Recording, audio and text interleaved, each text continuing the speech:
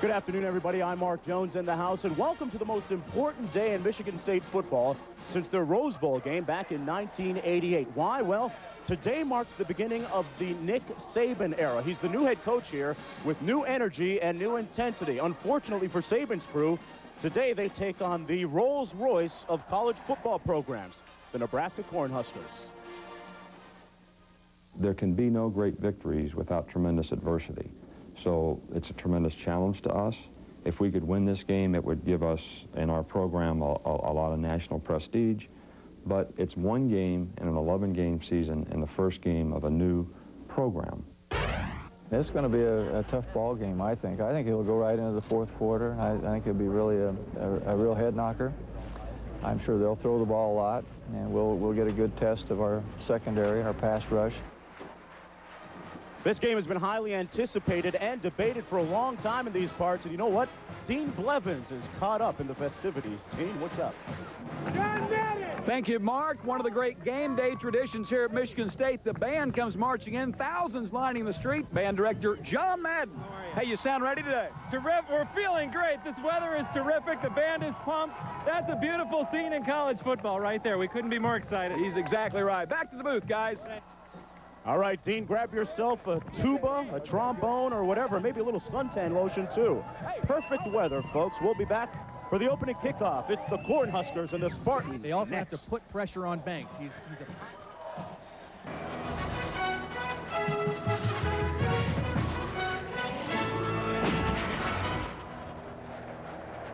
We are back at Spartan Stadium in East Lansing, Michigan for the third meeting between the Cornhuskers and the Michigan State Spartans. And Todd Blackledge, hey, Nebraska comes in here overwhelming favorites. When you look at the skill positions, you understand why, too. Well, Mark, any defensive coordinator that's preparing to face this Husker offense has to know he's ready for a double Heisman headache. First, there's I-back Lawrence Phillips. Mr. Consistency, over 1,700 yards last year. In the opener against Oklahoma State, 153 yards. The thing about him, he's strong and tough. He can get you the tough yards, but watch his ability to make people miss, break a few tackles, and a couple broken tackles later, Phillips is off to the end zone. Then there's quarterback Tommy Frazier. He's been a starter ever since he stepped foot on campus as a freshman. He missed 7 games last year because of the blood clot problem in his leg, but he's battled back to resume the starting role. And Frazier has improved as a passer, but where he really can hurt you is running the option. When he gets out onto the perimeter of the defense, he also has the ability to make people miss and break arm tackles. Mark, a premium will be placed on tackling for this Spartan defense today. Now, Frazier's counterpart, a guy they call Baby Randall, is in Cunningham, Tony Banks. Well, Tony Banks is an interesting story. A junior college transfer last year from Mesa JC in San Diego. When the season started, he was a great athlete with a strong arm. By the time the season ended, he had matured and developed into a very productive Big Ten quarterback. He has to have a great game today. Banks says there is absolutely nothing that the Nebraska defense can throw at him that he hasn't seen already. Throw another sausage on the grill, folks. We're going to be serving up some football right after this. Well, Todd, let's take a look at some of the key components to today's game. Well, Mark, first of all, for Nebraska, you've got to protect the football. Anytime you're an option team, you run the threat of dropping the ball on the ground. Secondly, they've got to put pressure on Tony Banks. He's a good thrower, but he also has the ability to get out of the pocket. For Michigan State, they don't need a good game out of Tony Banks. They need a great game. He has to have the best game of his career. They must play well on first down. They've got to mix up the run and pass on first down and be productive. Thirdly, they have to limit Nebraska's big plays over 15 yards. A look at Tom Osborne, the head coach of 23 years at Nebraska. He's won 82% of his games during his tenure. National Coach of the Year in 1994. And a look at the bio and dossier of first-year head coach Nick Saban. Last year, his Cleveland Browns team, his defense, allowed the fewest points in the NFL. He is a defensive genius. Michigan State has won the opening toss and has elected to receive. Derek Mason is back deep. He's number 80 for Michigan State. A sellout crowd on hand here in East Lansing, Michigan. Here's the kick. At the 9-yard line, it's Mason. He's dangerous. He coughs it up. Nebraska has the ball on the 33-yard line. It didn't take long for Michigan State to make a gaffe. Not the way they wanted to begin. Derek Mason has been an outstanding kickoff returner in his career, but this is the first live kickoff, and you can see he was carrying the ball loosely as he tried to jump over the pile. A helmet came in on the football, and right away, a big play for Nebraska. Take a look from behind the play. You see the ball hanging out in his right arm as he tried to jump over the pile from behind. He was hit. He wasn't able to secure the football, and a big break for Nebraska. Todd, Nebraska, as a result, working with a short field, beginning their offense on the 35-yard line. Frazier on the option. The pitch to Phillips, cutting it up. And you can feel that high gear, that high-intensity offense getting on track. The ball down to the 22-yard line. There's a look at the starting quarterback for Nebraska. Tommy Frazier, the guy we talked about in the opening, 21-1 as a regular season starter. That one loss was against Iowa State back in 1992.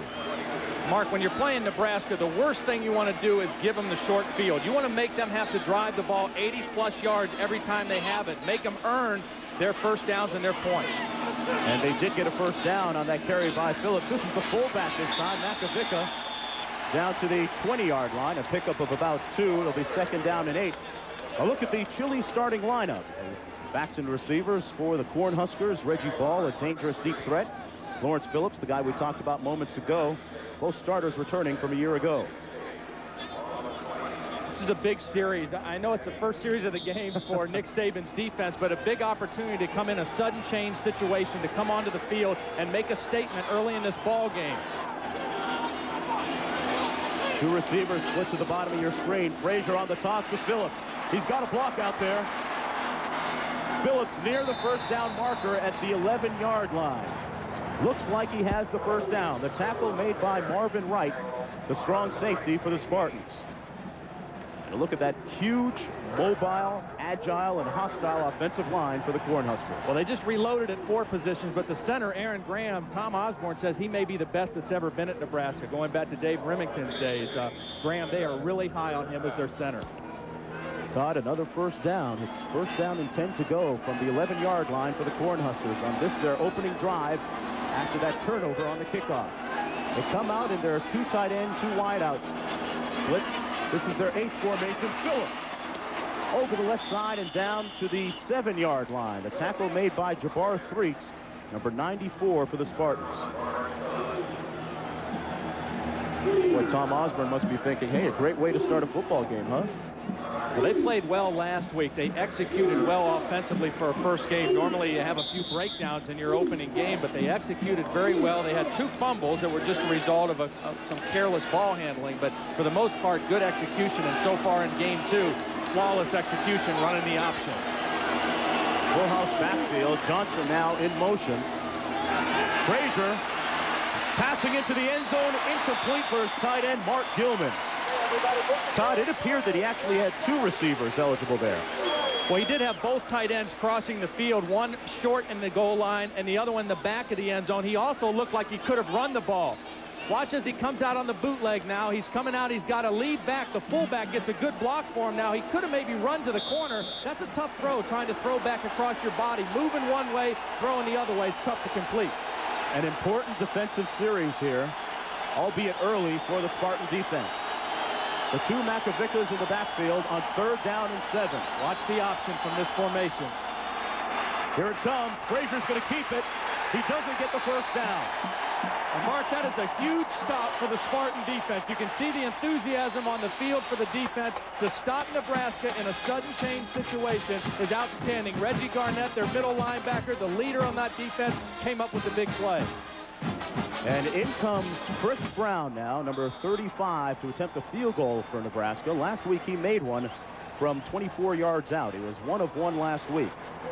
Coming out of the hold of John Vedra. A 22-yard attempt for the freshman. They get it down, and it is good. 22 yards. Yes. So the Cornhuskers failed to score a touchdown, and a reprieve for that Michigan State defense. It's 3-0. We're just underway in East Lansing. Nebraska's up 3-0. We talked about Michigan State. They had to limit the big plays right there on the game keys. They came away with holding them to a field goal, but you can't drop the ball on the ground and give Nebraska the short field. That was a big play by the Nebraska special team. And Todd, as you pointed out during the commercial, a big win in some respect for the Michigan State defense, too, to hold them to a field goal. Sudden change defense is a critical part of any game. Coming on the field, making a big stop. All of Chris Brown's kickoffs went into the end zone last week against Oklahoma State, as does this one. His first one came down at the 9, which Mason fumbled, and Mason does not get a chance at redemption, not this time. Well, the starting quarterback for the Spartans is Tony Banks. He's out of San Diego, California. Last season, he led the Big Ten in passing efficiency, has an excellent arm and good mobility. You talk to Gary Tranquil, the offensive coordinator who worked for the Browns for several years. He says Banks has all the physical tools. The only question he has, what kind of decision-making will he give us in a big game situation? We'll find out here very soon. Renaud and Green are the backs behind Banks. First down and 10 from the 18-yard line. Quick three-step drop complete to the far sideline, and a first down to Masin Muhammad, number 1, the 6'2", 210 senior. A look now at the Chile starting lineups, the backs and receivers for the Spartans. Mark Renaud, an interesting story, Todd. Well, Mark Renaud, he's the backup tailback, but the coaches feel he's a little bit bigger, maybe even a little bit faster than Dwayne Goldborn. So they're certainly going to miss Goldborn's productivity out with the broken ankle, but Renaud is no slouch as a backup. Had an excellent spring and fall. Green in motion to the counter. That's Renaud, and he is drilled, put down at the 35-yard line, and put down hard. The tackle that time made by Jason Peter, number 95 for Nebraska. You know, they stress conditioning and diet, but, you know, they still have a huge offensive line here with the Spartans. Well, Flazell Adams, he thinks he's streamlined now at 335. He came in last spring at 365, lost 30 pounds, and thinks he's lean and mean now. Cutting down on those chicken wings at the Land Shark. 11:42 remaining in the first quarter, and we have a whistle and flags down.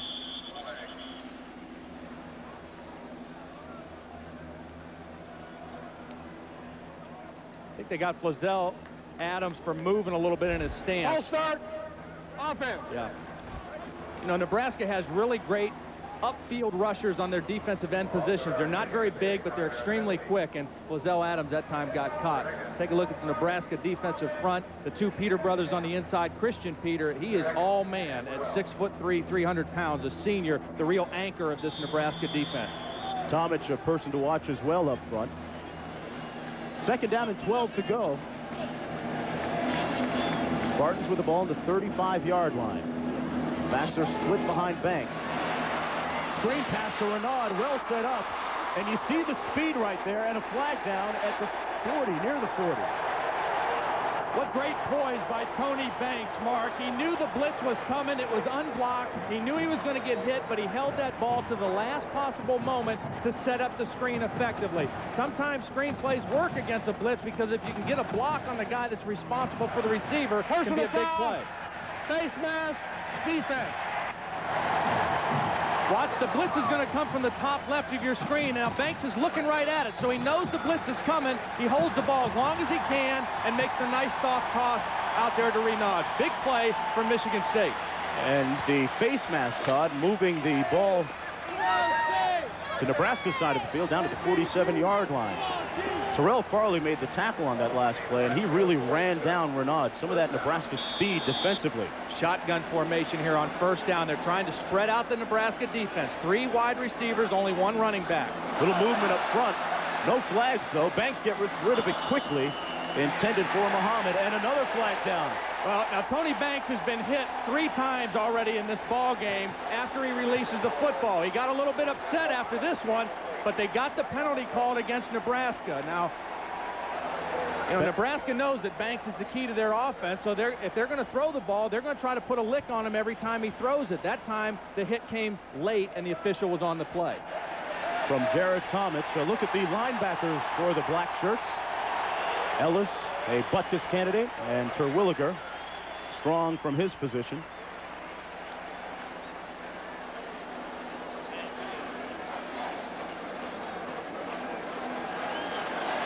Another Nebraska penalty.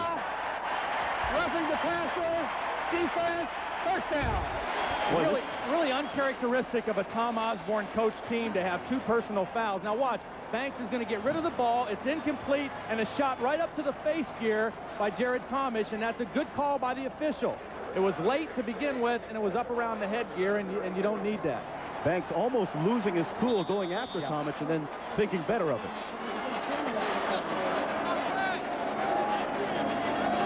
Renaud in green out of the offset eye. The draw play to Renaud. And he fumbles it. Who's got it? The Cornhuskers say they do. And for the second time, the Spartans put the ball on the carpet. Tomish made the recovery. Peter made the hit. You see Nick Saban there applauding because his offensive team made some plays and they moved the ball. But, you know, this isn't practice anymore. This is live football. You're playing against the #2 ranked team in the country. You've got to protect the football. He gets hit again from the side, and that's just a simple matter of not securing the football. Good defensive pressure by Nebraska. Another big break. Michigan State dropping it on the carpet. The second turnover early in the game by Michigan State. Backs out of the eye. This is Phillips. That's what he can do. Showtime for Lawrence Phillips. And another face mask at the 32-yard line. Phillips finally brought down by Marvin Wright, number 18, and they'll tack a few more yards onto that gain. A nice stutter step at the line of scrimmage, Todd. This play looked exactly like the one we showed in the open, where the play looked like he was kind of hemmed in, was able to make one quick move at the line of scrimmage, bounce it outside for a big play. Personal foul. Face mask. Defense. Take a look again as this play comes at us now. Phillips is going to be stopped right there. He bounces to the outside. The defense of Michigan State committed to the inside run, and once he bounced out, there was no one there but the free safety. Take a look at it again as he bounces to the outside, makes one guy miss, the free safety, Robert Shirelles, and it's a big play. Again, plays over 15 yards. You've got to limit that when you're playing Nebraska. They are a big play team. That was a heck of a move. Just under 11 minutes to play in the first period. Frazier on the option, going to keep it himself. Frazier down at the 9-yard line. Make that the 8. Brought down by Jabbar Threets, the defensive end, the 6'6", 245-pound junior. You know, option defense is all about assignments. It's all about knowing who has the fullback, who has the quarterback, who has the pitch man. That time, Michigan State was in good position. Travis Reese, number 41, is going to have the quarterback. Watch the linebacker, Travis Reese, 41. Now, he's going to have the quarterback, but Tommy Frazier's just faster than he thinks, and he outruns him to the corner. Reese was in position. Frazier had too much speed. Speed does kill, indeed. Second down and 2. To give us to the fullback. Makovica bullying his way down to the 2-yard line. That is just smash mouth football. Garnett finally making the tackle, and it's a first down and goal for Nebraska. And ran right behind that All-American candidate center, Aaron Graham. Watch the middle of your screen. Aaron Graham just takes the nose guard and pushes him right off the ball. Good block by the right guard, Steve Ott. And when you play Nebraska, you know they're going to give the ball to the fullback a certain number of times to keep him happy and interested in the game. Frazier gives it to Phillips. Phillips tiptoeing his way into the end zone. Touchdown, Cornhuskers.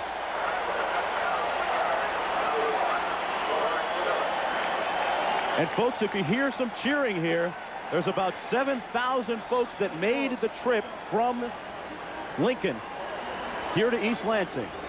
I sold about 7,000 tickets, and there is a sea of red in the corner of the end zone. I don't think they allow you to get on the plane or bus if you don't have all red on either. I mean, that's a statement that they make all across the country. Chris Brown missed an extra point last week, his first one, but he nails this one. Well, these games are often won in the weight room. It's about strength and speed.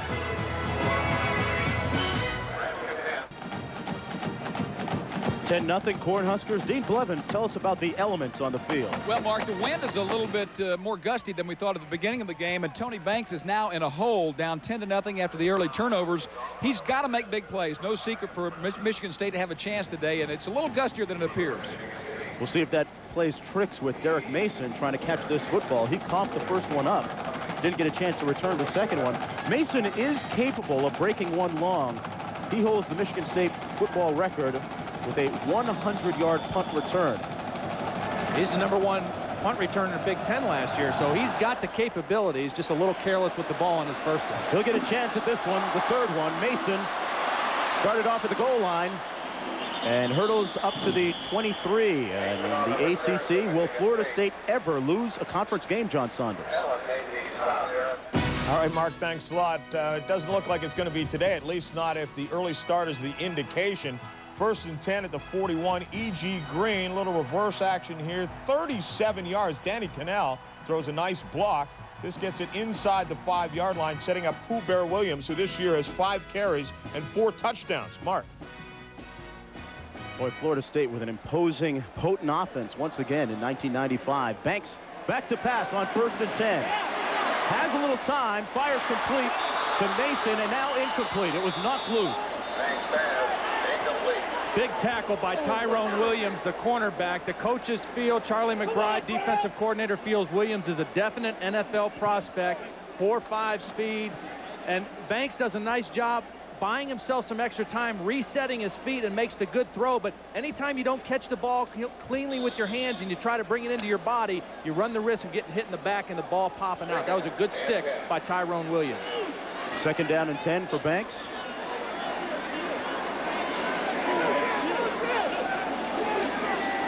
The draw play to Scotty Green, pound for pound, one of the toughest players in college football. He makes it out to the 27-yard line, tackled by Ryan Terwilliger. And a look now at the defensive backfield for the Cornhuskers. Mike Minter, nice to see him back after an injury sidelined him last year, Todd.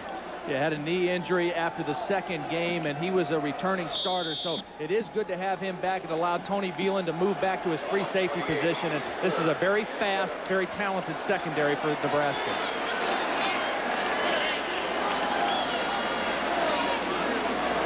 3 wideouts for Michigan State. And Banks goes down at the 22-yard line. Phil Ellis, a Butkus candidate, last week had 5 tackles for losses and gets 1 right here. The entire defense had 5 sacks last week. Well, Nebraska has a great pass rush, but right here, here's the linebacker, Ellis. Now, he acts like a 5th defensive back. He's going to come in here and get good pressure. He's going to get the sack. You got the 4 guys rushing. They run a little stunt. The linebacker beats the left guard, and he comes up with the sack again. Chris Solani into punt. He's standing on his own 8-yard line. Flag down. A low returnable punt. And it's fumbled. It's a live ball. And now it's the Spartans' turn to be on the beneficiary part of a turnover. We just have to see what the penalty is, though, but a bad decision by the Nebraska special teams to touch that football. Now it's all a matter of what the penalty was at the time of the punt. Brian Eccles for Michigan State recovered that loose ball. Here's the penalty. Offside, Nebraska.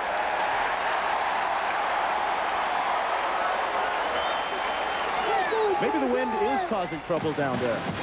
You can see Terrell Farley must have lined up in the neutral zone. Didn't look like anybody jumped offsides, but there was an offsides in the neutral zone on the punt, and a big play, a big turnover for Michigan State, and they really need to capitalize with this break and stick the ball in the end zone.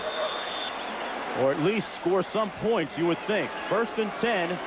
Banks is going to pass, has time, looking up top, and has a man. Yes, the flag. Nigel Carter was the intended receiver, and there was a lot of contact down the sideline. I think that was really a good call, too, Mark. The official right close to the play didn't have a good angle on it. The official in the middle of the formation was able to look in, and Nigel Carter, he's got great speed, maybe the fastest of all the wide receivers, and got good position on Tyrone Williams. Pass interference, defense.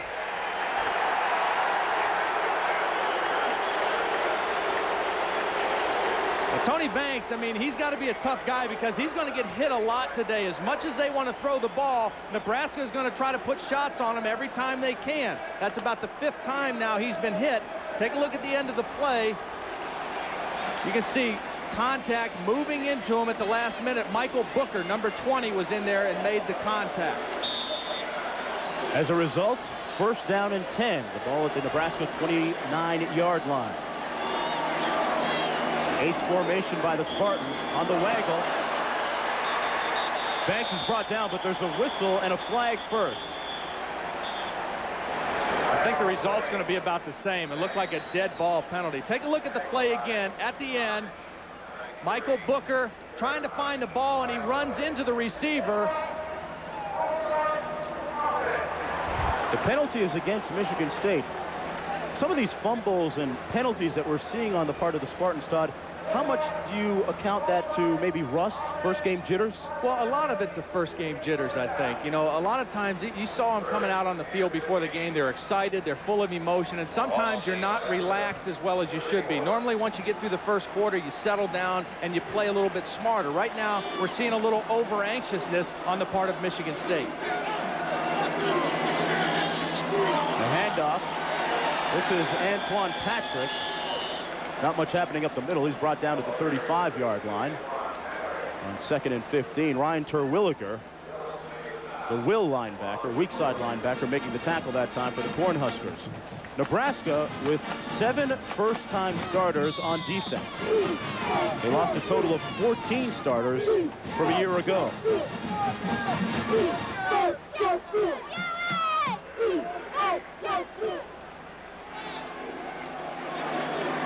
2nd and 16. Out of the shotgun, Banks. Complete at the 23, and a nice move by Muhammad. Masin Muhammad with a first down at the 10-yard line for the Spartans. The tackle made by Booker. You have to be impressed with the way Banks delivered the pill. Tony Banks has got a great arm now, and he's showing that he's got the poise to stay in the pocket. Take a look at him as he sets up in the pocket. Good pass protection up front this time. Makes the great throw. Now watch the move by Muhammad. Fake to the inside, wheeled back to the outside, and that's why they got the big play. Muhammad would have been tackled short of the first down. Watch this quick move. Fake Mike Minner out and added about another 10 yards on the play. Backs out of the offset eye. This is the first time that the Spartans have threatened today. The handoff is to Renaud, breaking a couple of tackles and finally brought down at the 13-yard line. Tyrone Williams and Phil Ellis in on the tackle for the Blackshirts. Good defense by Nebraska. Michigan State tried to run the counter trap where they pulled the backside guard and tackle, and it was just stuffed at the line of scrimmage. Good penetration by the Nebraska defense. Shut that play down. Coach Saban said that they wouldn't be able to really have a ball control situation offensively. They're going to have to move things around and get Banks out on the perimeter just a little bit. That time trying the counter. 6:40 remaining in the first quarter. Banks into the end zone. Incomplete. Intended for Carter. Good coverage that time by Mike Minner. Yeah, good coverage and good disguise by Charlie McBride's defense. They walked up and showed blitz, I think, to Tony Banks. Banks thought he was going to get man-to-man in a blitz look. They backed out and played zone and really had nowhere to go with the football. Tried to throw it to the back corner of the end zone, but great positioning by the safety, Mike Minner.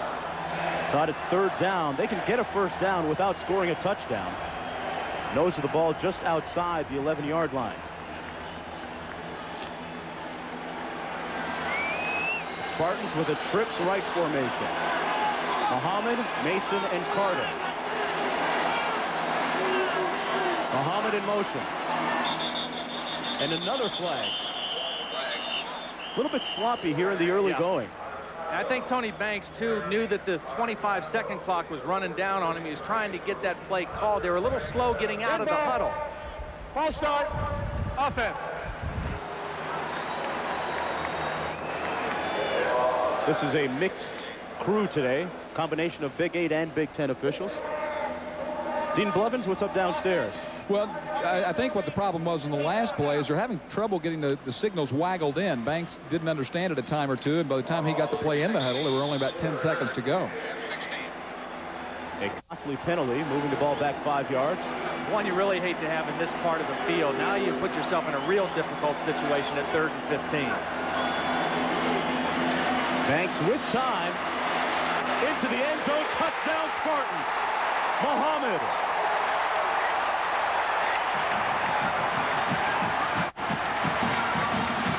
Tony Banks fired a dart. So much for difficult situations, right? 3rd down and 15. Just throw a perfect throw for the touchdown. That play was made possible because of great pass protection up front.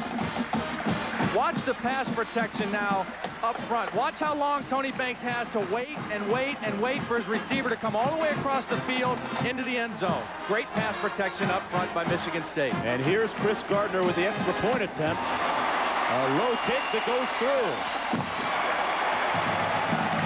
Tony TNT Banks brings Michigan State a little closer. We'll be right back.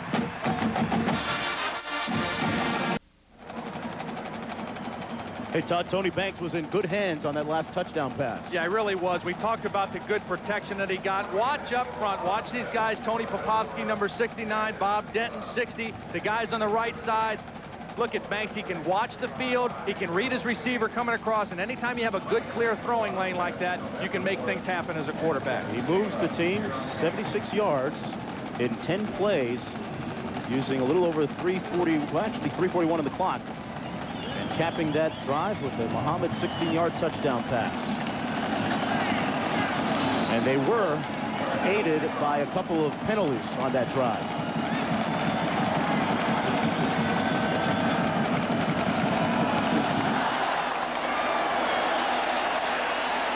Pick 5 yards deep to Childs, and he'll take a knee.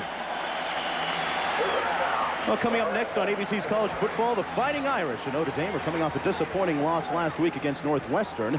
The Purdue Boilermakers had an impressive win over West Virginia last week. These longtime rivals hook up in a national showdown next year on ABC. 3:30 Eastern, 12:30 Pacific. You know, Mark, we talked about at the top of the show that Michigan State had to play well on first down, both offensively and defensively. Right now, Nebraska, to date, averaging 10.8 yards a play on first down. So they've got to try to slow the Huskers down, particularly the option on first down. Phillips on the carry.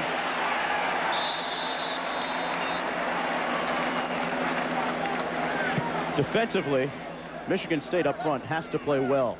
Yeah, they do. And Yakini Allen, I mean, look at that number. Number 23, he's a defensive tackle. That's because he was a linebacker last year. But in order for Nick Saban to put the best 11 he could on the field on defense, they had to move him to a defensive line position. He's a little undersized, but very quick.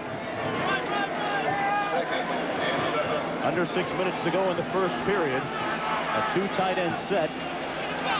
2 wideouts for Nebraska. Frazier on the option to the short side of the field. Keeps it himself. And is brought down about 2 yards shy of the first down by Jabbar Threes. And a look at the linebacking crew now for the Spartans. You had to say what the strength of this defense would be. It would be those guys, the linebackers. Reggie Garnett has been a starter for a couple years. Ike Reese, the will linebacker, a little bit undersized, but a guy who can really run and hit. Loves to play the game of football. Reese is the guy who comes out in the nickel package.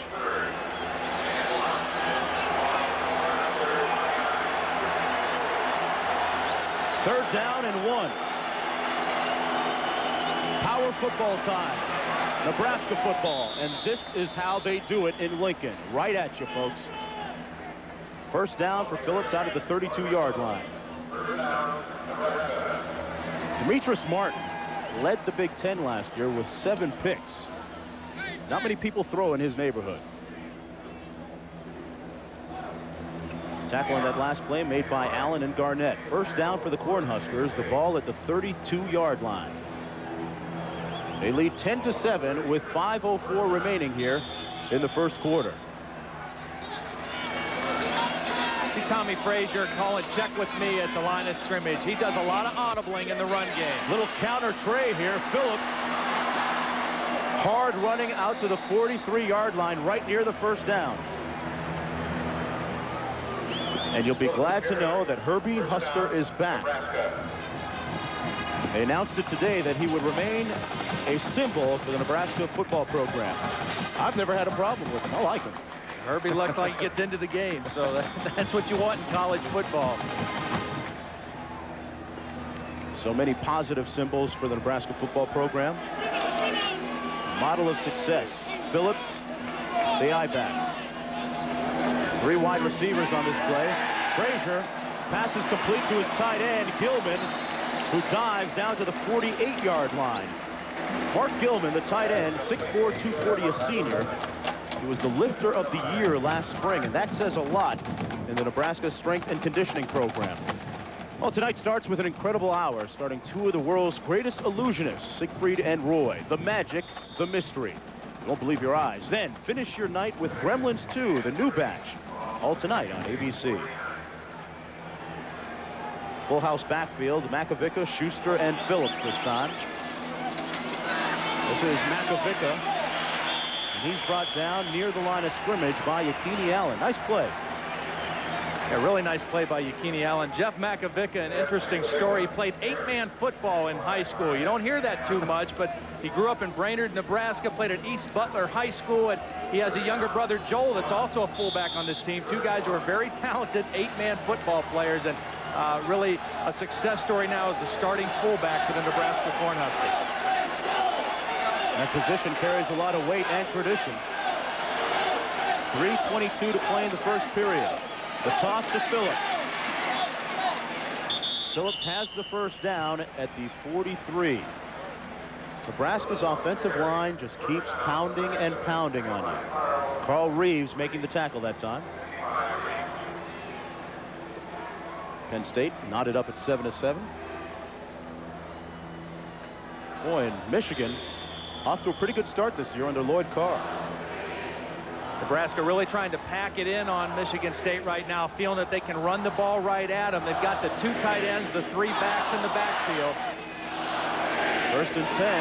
Little play action, and Frazier has a lot of rug ahead of him. And he fumbles it. The recovery made by the Spartans. Travis Reese has another good bounce for the Spartans. Martin made a nice stick on Frazier to cause the fumble. But watch, Frazier's just going to fake the bootleg and come out. This is a quarterback run all the way. This is not an option. It's not a pass. Watch as he comes out of the fake. The fullback is just going to block. He's not looking to catch a pass. It's a quarterback bootleg keep. And Frazier, normally very dependable running the football, but that's a great hit in the open field by Demetrius Martin. Look at that stick. Helmet right on the football. Butt up under him, great tackle, and a big play again for Michigan State. Boy, we have seen a lot of fumbles and turnovers so far here in the first quarter. Scotty Green gets to the perimeter and is forced out of bounds at the 38-yard line. A pickup of about 7 yards on first down. Mike Minner pushing him out of bounds, along with Michael Booker, and a flag down too. You know, there was no flag. They picked it up. Talking to the offensive coordinator, Gary Tranquil, yesterday, he said, you know, the thing about Scott Green, his measurable qualities are not that impressive. He's kind of short, kind of squatty. He's not real fast, not real flashy, but the things you can't measure, his intensity, his heart, how hard he plays the game. I mean, he's a great fullback for this offense. He's been very, very productive. He was the MVP of Michigan State's team last year, voted by his teammates. So kind of guy that may not show up much in the stats, but you really love to have him on your team. A lot of fun to watch. He, too, like Makovica, has a brother who plays the same position. And here's Green again. Brought down near the line of scrimmage, fell down at the 39-yard line, brought down by Ryan Terwilliger. Set up third down and about 2 yards to go for Michigan State. The Spartans scored on their last possession to make the score 10-7.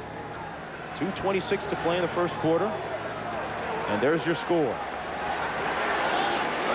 Maybe a good situation for Tony Banks to use his snap count here. Maybe draw Nebraska off sides and get the easy first down. Antoine Patrick is the deep back. Banks is going to keep it himself. And yes, he can run. First down, Michigan State. Downstairs to Dean. Dean? Guys, number 10, the rover for Nebraska, tremendous player. Mike Minner has twisted an ankle. He's in, says it's not a huge problem. He had a knee blown out last year and had to miss most of the season. I heard Craig Bowles, the linebacker coach for Nebraska, talk to his defense, said the guy's the biggest problem. We've got to put more pressure on Banks. They can't give this guy 5 seconds to throw. And ironically, that's the strength of the Nebraska defense going against the weakness and protecting for Banks for Michigan State. Yeah, kudos so far going to that offensive line for the Spartans. 2 tight end set. And offside, that was Josh Kerr, number 83, the Spartan tight end, that jumped a little prematurely. See, those are mental mistakes. They're not physical mistakes. They don't come from effort. They come from just a lack of concentration. Dead ball. Ball start. Offense. You expect a few of those in your first ball game, but when you're playing the #2 ranked team in the country, you have to keep those things to a minimum. You can't have negative plays that put you in loss of yardage situations, because Nebraska really likes to get you in a position where they can come after your quarterback. You mentioned penalties, Todd. Michigan State now, 6 of them, totaling 50 yards. Nebraska, meanwhile, 2 for a total of 30. They blitz, and Banks picks it up and finds a receiver. About 5 yards short of the first down. That was Nigel Carter. Good poise by Banks that time. We mentioned Mark Renaud filling in for Dwayne Goldburn. There's Goldburn. He's out 4 to 6 weeks with a broken foot. He was their leading rusher a year ago.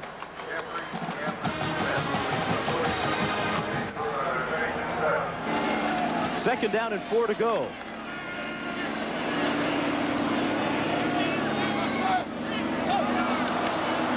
No flags. This is Patrick. Maybe gained 1 yard, Todd. You know, you look at this and you say, well, why is Michigan State running the ball? They're not gaining any yards, really running. But what it is doing is it's keeping the Nebraska defense a little bit honest. It's not allowing them to really pin their ears back and only think about rushing the quarterback. That's why you've got to continue to run the ball. You've got to throw screens. You've got to bring your quarterback out of the pocket on the bootleg. You can't set up and throw from the same position every play. Sooner or later, they'll get to you and they'll hurt your quarterback. 3rd and 2, Todd.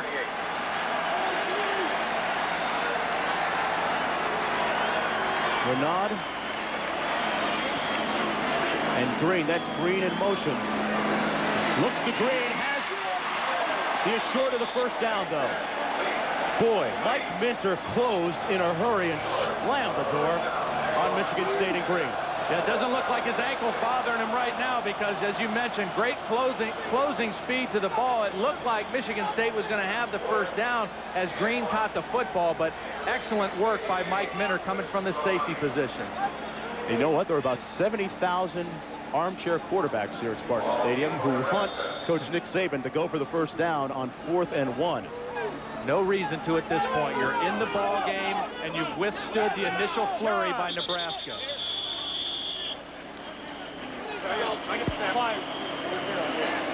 Well, we are 15 minutes into the first quarter, and it appears that we have a timeout down on the field. 2 seconds on the clock. They're going to put 2 seconds back on the clock and play it out. The only reason I can think there is that Nebraska wanted to force Michigan State to kick into the wind here. They may try to come after the punter to force a bad punt to assure themselves good field position. You take a look at the flags blowing. The wind is coming into the face of the Michigan State punter right now. So pretty good decision to use a timeout here by Nebraska.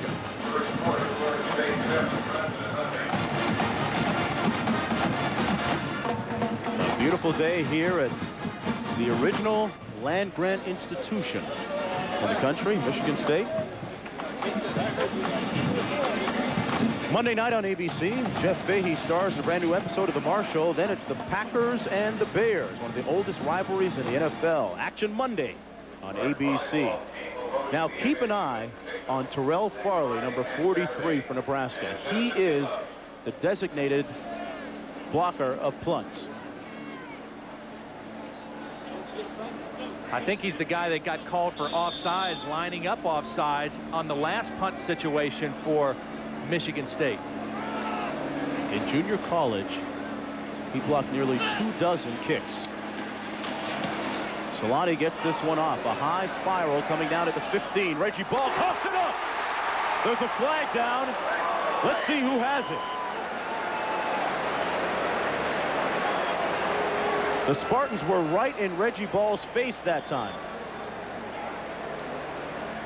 They may not have given him enough room to catch the ball. Masin Muhammad recovered the loose ball. Fair catch interference on the kicking team. This is a tough rule to enforce, Mark. The rule is that you have to give the guy 2 yards of space to make the catch. Now, you know, 2 yards to one guy may not look like 2 yards to another guy. That's a tough call to make for any official. It's a judgment call. It looked like there was pretty good spacing there. The ball kind of drifted forward, and as the receiver went to handle it, he was too close to the defender. I think that's a fumble. You can't blame Nick Saban for being upset at that last call. See, Nick Saban came from the NFL last year. The rule is different in the NFL. It's not a set distance. It's not 2 yards. It's just in the NFL, you've got to give him an opportunity to make the catch. And then once he muffs the ball, he's fair game. And so that's a very close call to have go against you right now on your special teams.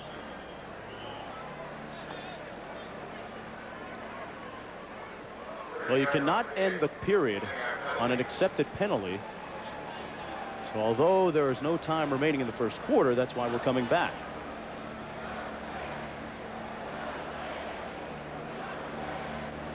If you're Nick Saban, though, you're thinking that things are going fairly well 15 minutes into your tenure here.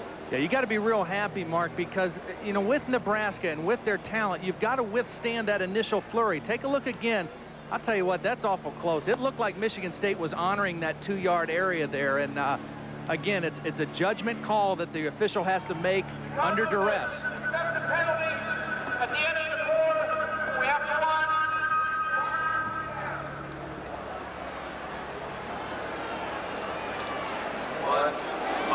The thinking there on the officials' part is that they err on the side of safety to protect the player, which you really can't blame them for. Nope, you can't.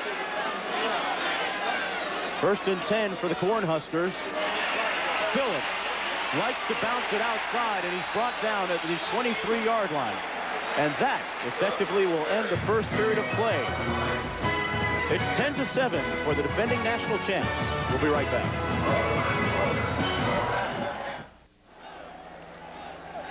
Back in East Lansing, Michigan, I'm Mark Jones along with Todd Blackledge and Dean Blevins. This is the first play of the second quarter. Nebraska has a 2nd and 9. New formation for Nebraska. 4 wide receivers, 1 back in the shotgun. This is not typical Nebraska, and they still run the option. They pitch it, and Lawrence Phillips has a first down and then some. Phillips out to the 43-yard line, a motivated Nebraska team today, and it's even tougher to motivate a team after a national title. Here's Coach Osborne. It's easy once you have a great year to say, well, maybe we don't need to work quite as hard. Maybe we can get by, take a shortcut here and there. But I haven't seen that in this football team, and I hope I don't see it, because we're good, but we're not so good that we can back off in any aspect and do well. The expectations and standards so high in Lincoln. Play action pass, Frazier, plenty of time, incomplete at the 43, and there's a flag down. Plenty of contact as Joel Makovica tried to make the catch. Robert Charles making the contact on Makovica.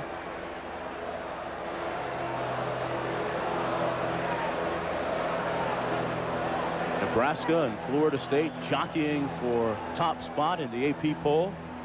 This was really pretty good defense by Michigan State, Mark. Carl Reeves, number 55. Defense. Talked about Florida State and Nebraska, their competition at the top of the polls. John Saunders has an update on the Seminoles. Well, Mark, beware Pooh Bear, as in Pooh Bear Williams, 266-pound fullback, 6 carries for 19 yards this year, 5 touchdowns, 5 yards on that one. Mark, back to you. Pooh be Pooh, man. Never heard of him before. You talk about programs that reload like Nebraska. Florida State reloads every year, too. 1st and 10. The give is to the fullback, Clinton Childs. Let's take a look at our first quarter statistics. Schuster on that last carry. You take a look on the rushing yards, as you would expect from Nebraska, 125 yards in that first quarter, but the turnovers really kind of what's kept both this game even. 2 turnovers from Michigan State, 1 for Nebraska. Points off turnovers, Nebraska 10 points. They're very effective creating opportunities from your mistakes. Michigan State with 90 total yards offense. Last week, Oklahoma State only had 1 yard of total offense after the first quarter. This is Childs, who has nowhere to go. Strung out nicely by Wright and Threes.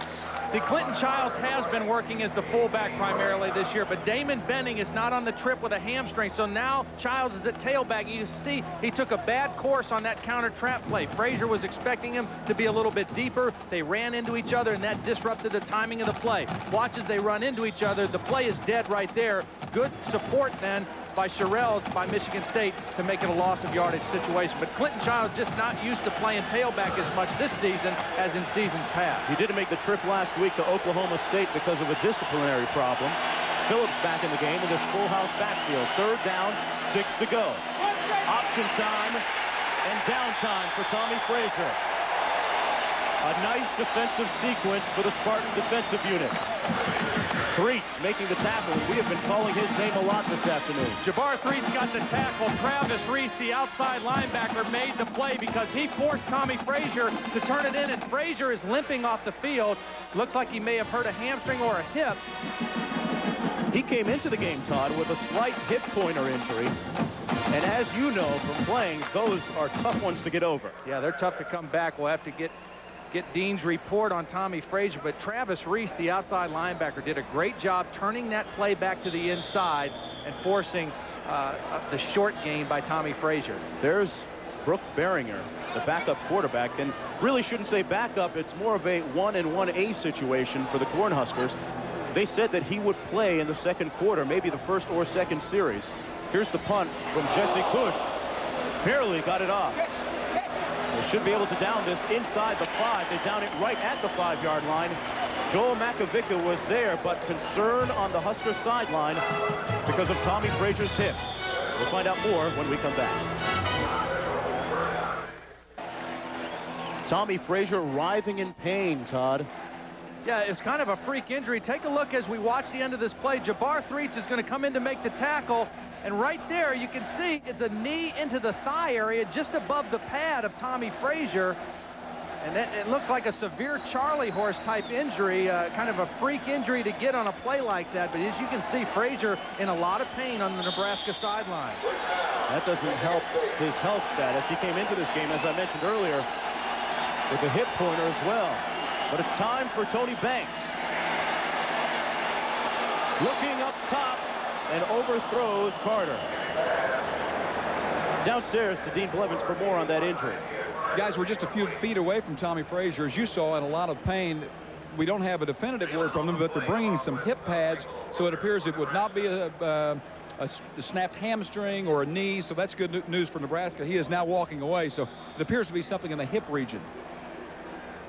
Well, I guess that means that we will definitely see Brooke Behringer on the next series for the Cornhuskers. The thing that really hurts Nebraska, though, is that's got to slow him down as a runner, and that's really Tommy Frazier's strength, is his ability to run the option.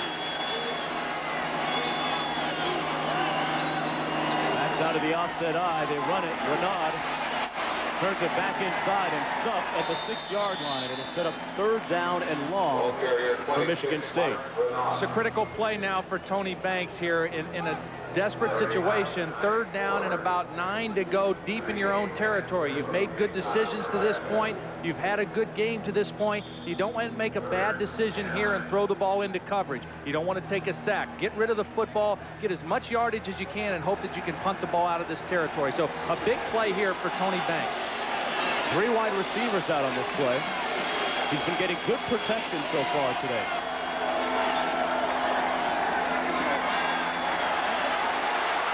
Gets it off in time, looking for Muhammad, and it's picked off by Minter. Mike Minter played center field and hauled that one in. And it's another Spartan turnover. The first down play, Tony Banks took a shot at the deep one, and he did the right thing. He threw it deep. Only his guy had a chance. This one, he underthrew a little bit, and Minter was able to make the play. You could see double coverage by Nebraska, and probably not the best decision Tony Banks could have made of where to throw the football on that one. Pressure that time, too, coming from Jared Tomich. There was a flag down, and it's against Michigan State. Illegal formation, offense, decline, 1st down. That is the 3rd turnover of the afternoon for Michigan State. compared to 1 for Nebraska. Now, Mark, in essence, this works out to be almost like a punt because it's a long interception. There was no return on the play by Mentor, but still, you don't like to have that feeling that you threw it into coverage and made that kind of a choice. And, Todd, here's a look at Brooke Beringer out of Goodland, Kansas. 7-0 as a starter, coming in relief here for Tommy Frazier. The give is to the fullback, Jeff Makovica. And he's tackled by Jabbar Threeks. Man, I'm really impressed by Threeks so far today. He's been in on a lot of tackles and has more often than not been on the top of piles as opposed to the bottom. More on Tommy Frazier from Dean. Dean? Guys, what they've done to him is put a thigh pad. They've wrapped into his thigh pad with some tape, so it's not the region of the hip that we thought it was. Seems to be a strange injury, and perhaps, I mean, we hate to speculate, but Todd, I think you may have been right. Just got a Charlie horse, but he's in pain. Ace formation. This is Phillips. Look at those feet. They are so sweet. Phillips with a first down to the 19-yard line. Travis Reese finally corralled him. You can just see him picking his spots, waiting for that opening, Todd. Well, John Vedral is going to get a great block. Here he is in the slot. Watch him come in and crack right here, get a block. And as Phillips comes out, he's just going to wait. He's going to wait for the play to develop. There's the block on the perimeter by Vedral. Phillips just allows it to happen, turns it upfield, and it's a big play. Vedral with the key block on the play. Phillips, 12 rushes for a total of 127 yards. That's why he's a Heisman candidate. Here's the counter trade. And he's got more room. Lawrence Phillips down to the 2-yard line. Move those sticks. First down, Cornhuskers. The tackle by Carl Reeves.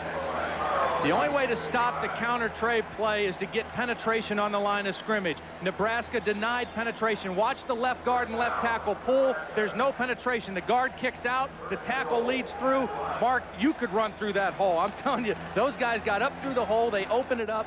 No one there to make the tackle on Phillips. Well, thank you very much, Tom. It was pretty large. Full house backfield. Phillips in the house. Touchdown, Nebraska. That's how they do it, folks. And a flag now after the play, a dead ball flag. Lawrence Phillips showing you why he's a Heisman Trophy candidate. 16 touchdowns a year ago, adding to his total there. Unsportsmanlike defense, unsportsmanlike offense. It's called a wash. You know, the thing about Lawrence Phillips is that he's 220 pounds. Now, we've seen him get on the perimeter and make the play because of his burst and acceleration, but he also has great strength. He has great body strength and the ability to take it up inside, go up over the top. He's very durable. You know, they had a lot of problems keeping their quarterbacks healthy last year. The one guy they could count on in that national championship year was Lawrence Phillips. Here's Brown with the extra point. That drive, 4 plays, 41 yards, using a little over a minute on the clock. And Nebraska taking a 17-7 lead. Lawrence Phillips, LP, that's long plays and touchdown play.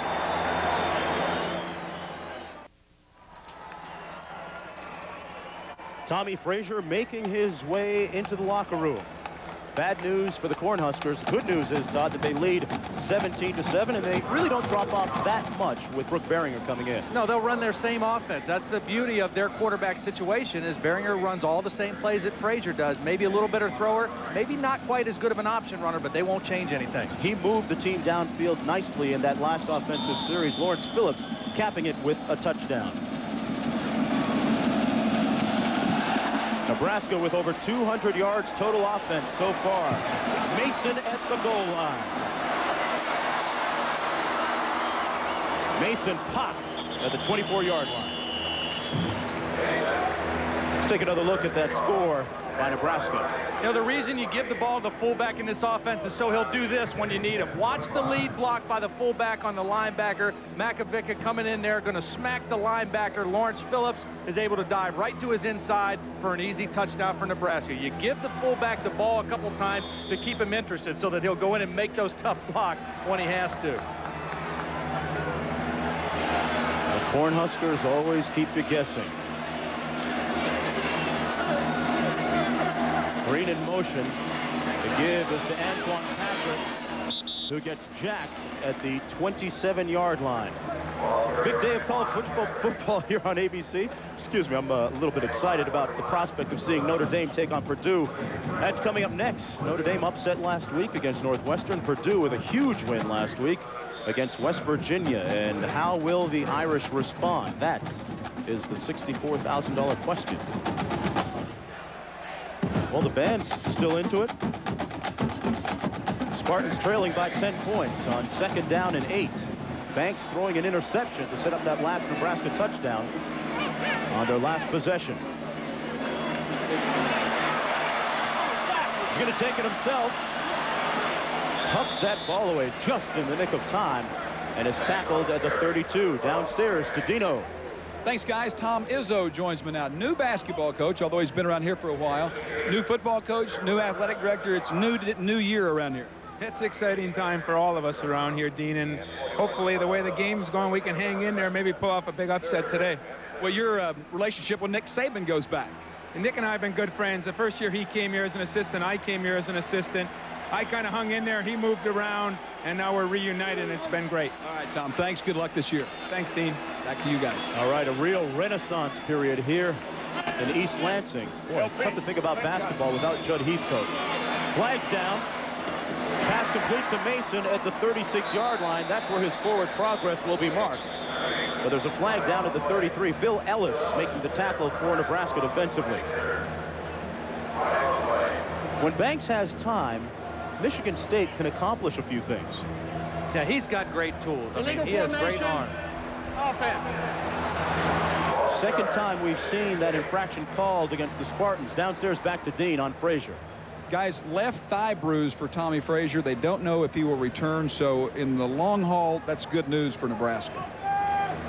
All right, Dean, and just as those words rolled off your tongue, I see Frazier coming out of the tunnel, walking very gingerly. Another look at that last completion by Banks. Watch Banks. Good poise in the pocket. He read the coverage to his left, came back to his right, and the reason you get those penalties is because when you try to use 3 and 4 wide receivers, you have to have certain number of guys up on the line of scrimmage. You got to be in the right position or you'll get that penalty. Out of the shotgun. They try to get him out of the pocket. Banks has Muhammad. First down, a big play by Tony Banks to Muhammad. Wow. This, you don't know how good a play this is by Tony Banks because he just strong-armed that. He was getting hit as he threw it, and he just kind of slung it with his arm and threw it about 35 yards down the field for the big completion. It was a blitz by Nebraska, man-to-man coverage. Watch Tony Banks. He doesn't get any body or legs into this throw. As he pulls up, here comes the hit behind him. He just slung it downfield and came up with the big completion. Yeah, that does say a lot about his arm strength. It sure does. 7 of 11, 106 yards. And Tony Banks with a big play to keep the drive alive on 3rd and 8. It's 1st and 10 now. 3 wideouts for the Spartans. And they put it on the ground. It appeared to be a poor snap. You know what I think happened here? I think the center, Matt Beard, didn't realize his quarterback was in the shotgun. He thought he was up under center, and he snapped a short snap instead of the long shotgun snap. Scott Green very alertly fell on the football, but I think this might be what happens. Watch as the center snaps it. Is he going to pull it right up to his butt? Yeah, he thought the quarterback was under center. Now, how you don't know that he's there, I don't know, but a heads-up play by Scott Green. Todd, you play the position. You would think if you're a center that you'd be able to feel the quarterback's hands under your posterior. You would think. Here's Scotty Green down to the 42-yard line. I know I might. Coming up in the Prudential Halftime Report, John Saunders scores and highlights from all of today's action, plus Robin Roberts on Notre Dame's fall from grace. And don't forget that we have Notre Dame and Purdue coming up next. Purdue off a great win at West Virginia last week. They'll be laying in wait for the Irish, thinking maybe this is the year that they can get after them a little bit. Yeah, Purdue with a nice running game. And Jim Coletto has done a great job there. 7:25 to play in the first half. This time they get the snap to Banks. Completes the pass to his tight end, Luke Bensi. A 6'3", 218-pound senior is tackled by Tony Veland. Blitz down, Michigan. Well, here's the blitz coming from Nebraska. Terwilliger's going to blitz. Banks is going to read it. He's going to hit the little out route, but good coverage on the outside by Tyrone Williams. Watch as the blitz comes. Banks is going to read it. He's going to see that he has to get rid of the football, but a good tackle in the open field by Tyrone Williams. It's 4th down and 8. Cellini into punt, and keep an eye on Terrell Farley. Always a threat to block a punt for Nebraska. He's number 43. Cellini tries to pooch this one, and Muhammad couldn't get a hand on it. Gave it a nice try, and may have injured himself in the process. A 40-yard punt, nothing on the return. 17-7 for the Cornhuskers.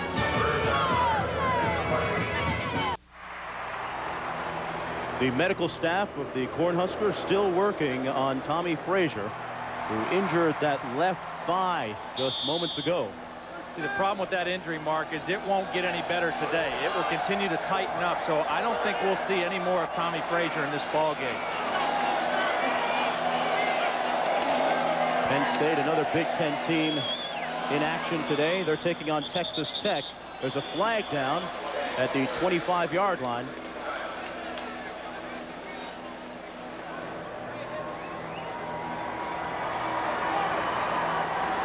Clinton Childs on the carry. Incidental face mask. Defense. Boy, what's that? The third one we've seen today. John Saunders, what's up with Penn State and Texas Tech? Well, Mark, Penn State having some trouble hanging onto the ball following a fumbled punt. Sets this up. Zebby Lethridge to field Scoville. 20 yards on the play, and Texas Tech takes a 14-7 lead. Mark. Anything can happen. You know, the right, one partner? area where when a team's playing their first game, where one of the problems comes up is special teams, execution of special teams. Fumble punt led to a touchdown. We've seen that happen in our game today. This is Childs trying to get to the perimeter and turn the corner. Pushed out of bounds at the 42-yard line, and we saw Muhammad injure himself moments ago. Dean, what's his situation? Well, he has a golf ball size knot. His ankle turned to the outside, his left one did, and it doesn't look real good. You know, we talked to Coach Osborne yesterday about the turf injuries, and you see that the turf could have caused this, but Tom was pretty defiant, saying that there aren't conclusively more injuries on turf versus grass. Well, there certainly is more grab on the field than there is on a grass field, and that's what happened there. He tried to turn back to catch the football, and his foot, there was no give in his foot. That thing turned right over on him. Clinton Childs showing you the depth of the running game at Nebraska.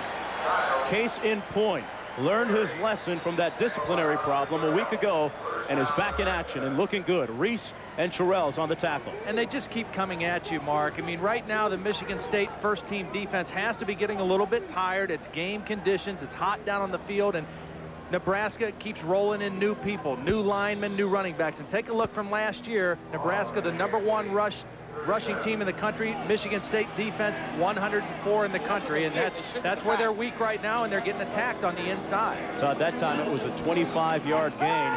Beringer on the quick three-step drop, incomplete, intended for Reggie Ball, who got spanked at the 28-yard line by Sean Hart, a nickelback. It'll be 2nd down and 10, but you know, you talk about Nebraska offensively, so many specialty groups that the coaches talk about and their personnel.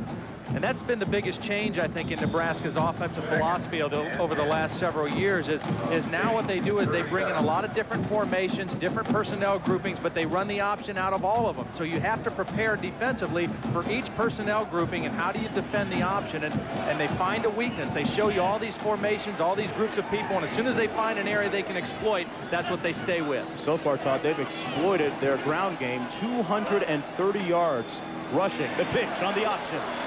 Childs again. Brought down at the 1st down marker at the 25-yard line. Terrell's making the tackle. You know, Mark, Dean Blevins he had an opportunity to play against Nebraska through his career, had great success as a quarterback at Oklahoma. And Dean, this offense has changed. Their philosophy of running the option has changed some over the years, hasn't it? Well, their philosophy of running it has, certainly it has defending it with more speed, but yeah, you're right. The quarterback now does not have, it's not a true triple option. It's essentially a double option, And Frazier, they like to put him on the corner with and keep him protected, Todd, so that he's not going to take any unnecessary pops. But he's just a tailback taking snaps most of the time. The formula works. The give is to the fullback, Brian Schuster, the 225-pound junior. Yeah, I need. And the Michigan Wolverines down in Ann Arbor, just down the street, leading Memphis 7-0. Tim Biakabatuka back in form. Syracuse starting quickly this season after their big win against North Carolina in the opener up on East Carolina early in that ball game. So Paul Pasqualoni trying to get things squared away up there in Syracuse. Lawrence Phillips is the I-back. 5:10 remaining in the first half. Behringer, quick three-step drop complete to number 5, Brendan Holbein, who's hit immediately at the 19-yard line. You wonder how Demetrius Martin made 7 interceptions last year to lead the Big Ten. Well, he didn't get an interception on this play, but he read it so quickly. He read the three-step drop, and he was right up there. It was a very short gain that was well played, man-to-man coverage by the corner, Demetrius Martin. He is the strength of that defensive backfield. Number 21, rated as a professional prospect. Here's a 3rd and 4. Another big play from Michigan State. I'd expect to see them try to run the option with Behringer. You see he's checking off where the defensive weakness is. It's that ace formation. It's on the ground. Did Phillips get it back? Whose ball is it? Phillips had it initially, Mark, and I think the Michigan State defender, Marvin Wright, tried to steal it from him. They're going to call it Nebraska ball just because I'm not sure they saw it clearly, but Phillips kind of went a little bit lackluster after the football, and I think Marvin Wright stole the ball from him. Watch as they come down the line. It's a bad pitch by Behringer, a little low and outside, and as Phillips goes after it, Marvin Wright steals it from him right there. At that point, I think Marvin Wright has the football, but the official didn't see it clearly, and they gave it back to Nebraska. That could have been a big turnaround break for Michigan State. And Nick Saban fuming over that one. In to attempt a field goal now. From 47 yards out is Chris Brown. In high school, he kicked a 53-yarder. This would be a career long for the freshman. Plenty of leg. Man, that thing was a rocket blast. With room to spare. Is there helium in that football? I mean, he just crushed it. And it's 20-7 for the Cornhuskers. Coming into the season, this was one of the question marks about Nebraska after losing Darren. Yeah, Shager, he's gone.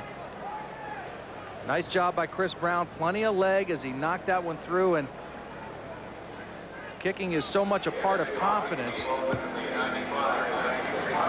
As I said earlier, in high school, he kicked a 53-yarder. That bodes well for the kicking future for Nebraska. Tomorrow night on ABC, it's an hour of You at Your Best, America's Funniest Home Videos, followed by Lois and Clark. Then Rebecca De Mornay stars in a classic suspense thriller. This was one of my favorites. I would have never let that lady in the house. The Hand That Rocks the Cradle. All tomorrow night here on ABC.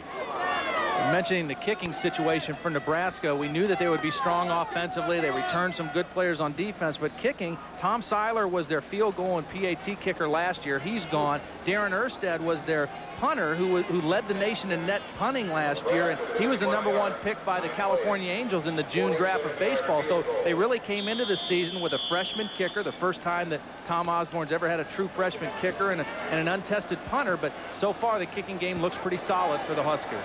And this kick comes down at the 6-yard line. Mason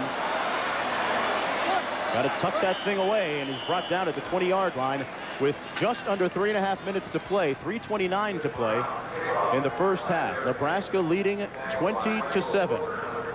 And just a reminder, coming up at halftime, John Saunders with scores and highlights on the Prudential Halftime Report. And Robin Roberts will take a closer look at the situation with the Notre Dame Fighting Irish, who, by the way, play next in the second half of our doubleheader here on ABC as they take on Purdue. That's out of the eye. Renaud is the eye back. And he gets the carry. Flag down at the 22. The Nebraska defense really pursues that ball, Todd. Veland making the tackle, assisted by Luther Harden. Let's see what these penalties are about.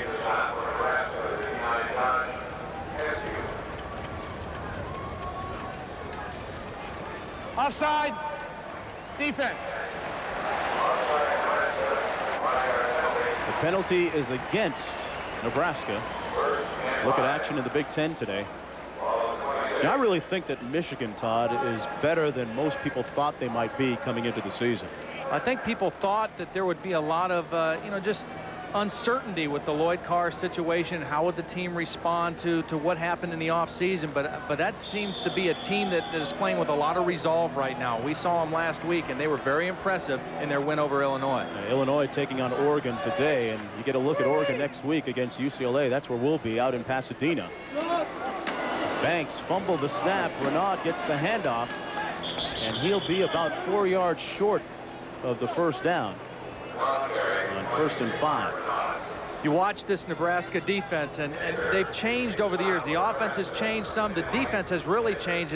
Now it's geared towards speed. It used to be a 50 defense that was more geared towards big people. Look at that. The average weight of the Nebraska defense, 226 pounds. The only two really big guys are the two Peter brothers on the inside. Everyone else is basically a linebacker that can run.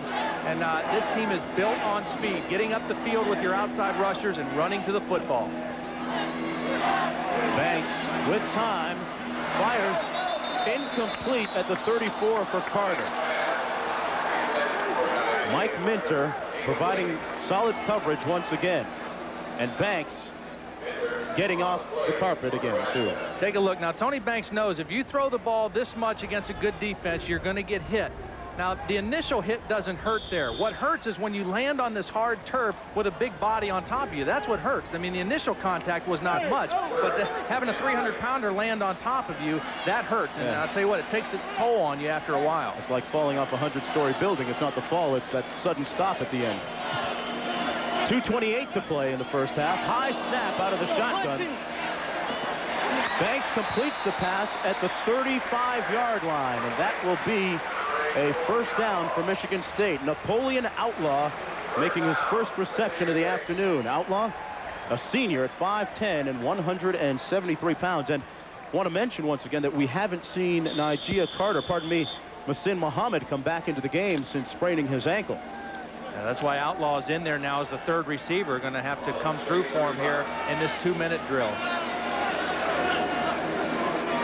Be a good situation for Michigan State to get a score on the board before the end of this first half.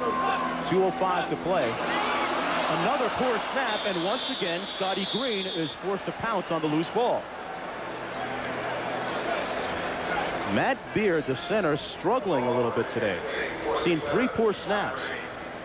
One time failing to recognize that Banks wasn't even underneath him.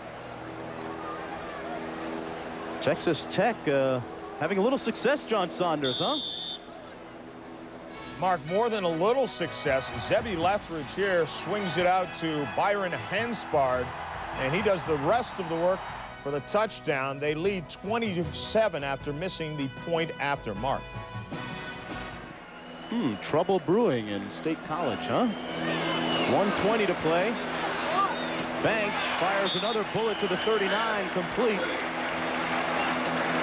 to Derek Mason. I think right now Tony Banks needs to kind of speed the tempo up a little bit. They've made some plays. They're out around the 40-yard line, but they're just entering under a minute to play. They've got a chance to maybe get in field goal range, try to put some more points on the board, but they've got to pick up the tempo here now in the 2-minute offense. Chris Gardner has a strong leg. Banks under pressure, lucky to get away, and he fumbles it. Michigan State appeared to get the fumble back, but it has been tough on Tony Banks all afternoon. He'll be sore after this one. Take a look from behind now. This is the kind of situation that Nebraska wants to get you into. Christian Peter, number 55, gets a good pressure from the inside. Banks wasn't able to secure the ball, but Flazell Adams, I think, there to fall on the football. Michigan State, 4th and 12 when we come back.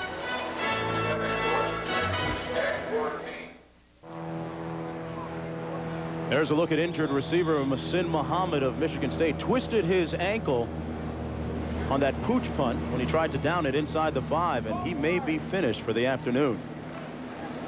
It's a big loss for them because really on offense, the strength of this team is their quarterback and their wide receivers. And Muhammad, a fifth-year senior, a guy they were counting on to make some plays, was off to a pretty good game, too, in the first half. Of little consolation, they do have a lot of depth at that position. That is one of their strongest positions offensively, with Mason and Outlaw and Carter. Here's the punt. Comes down to the 25. Reggie Ball. Ball steps out of bounds, stopping the clock at the 42-yard line. A 42-yard punt that time. And a nice return by Reggie Ball. So Nebraska now, if they manage the clock correctly, might be able to tack a few more points on the board here. And just a reminder that coming up next, Notre Dame, Purdue, the second half of our double dip here on ABC. I'm still trying to get over that field goal, that good field goal by Chris Brown. A 47-yarder that had at least 10 yards to spare.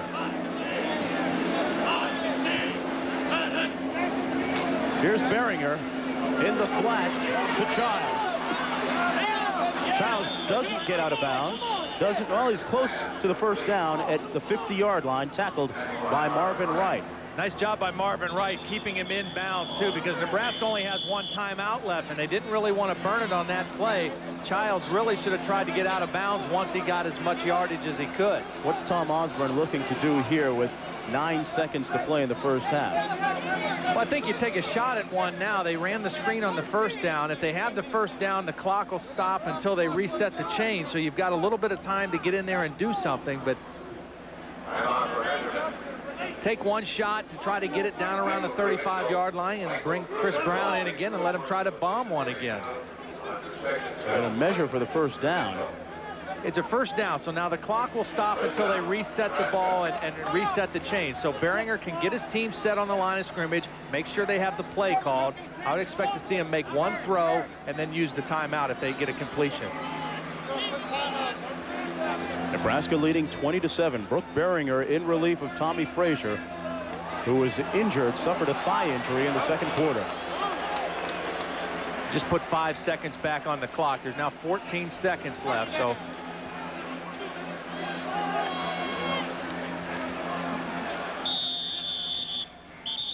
And the clock is, well, Beringer spiked it. I'm not sure why, but the whistle blew before the play.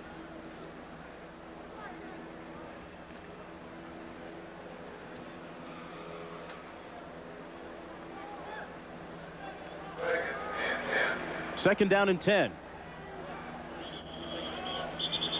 A lot of whistles, a lot of confusion down on the field. I'm trying to figure this one out.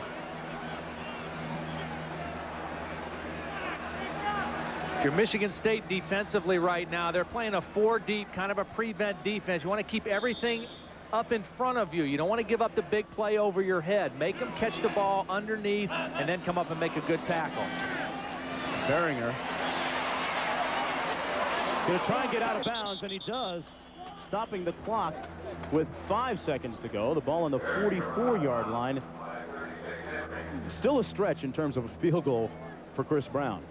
That was good defense by Michigan State because the scramble took 9 seconds, or actually took 7 seconds. Now you only have 5 seconds left. You don't have much time to do anything here. Maybe a 3-step drop, a quick throw, try to give yourself a chance, or go ahead and try to throw one to the end zone right here. 5 seconds to play in the first half.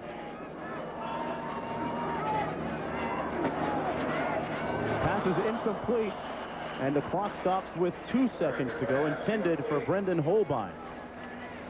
Aldi Henry made the defensive play for Michigan State. This first half, very typical of Nebraska offensively. Chewing up a lot of yards on the ground. And there's a look at the place kicker, Chris Brown.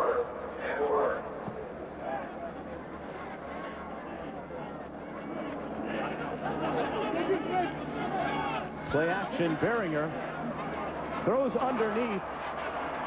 That's Vedral. And Vedral is tackled at the 14-yard line by Reggie Garnett. And that's the end of the first half of play in the Nick Saban era here in East Lansing in Spartan Stadium. Coming up, the Prudential halftime report. John Saunders will have all the scores and highlights for you. And our score at halftime, the defending national champs, Nebraska, leading Michigan State 20-7.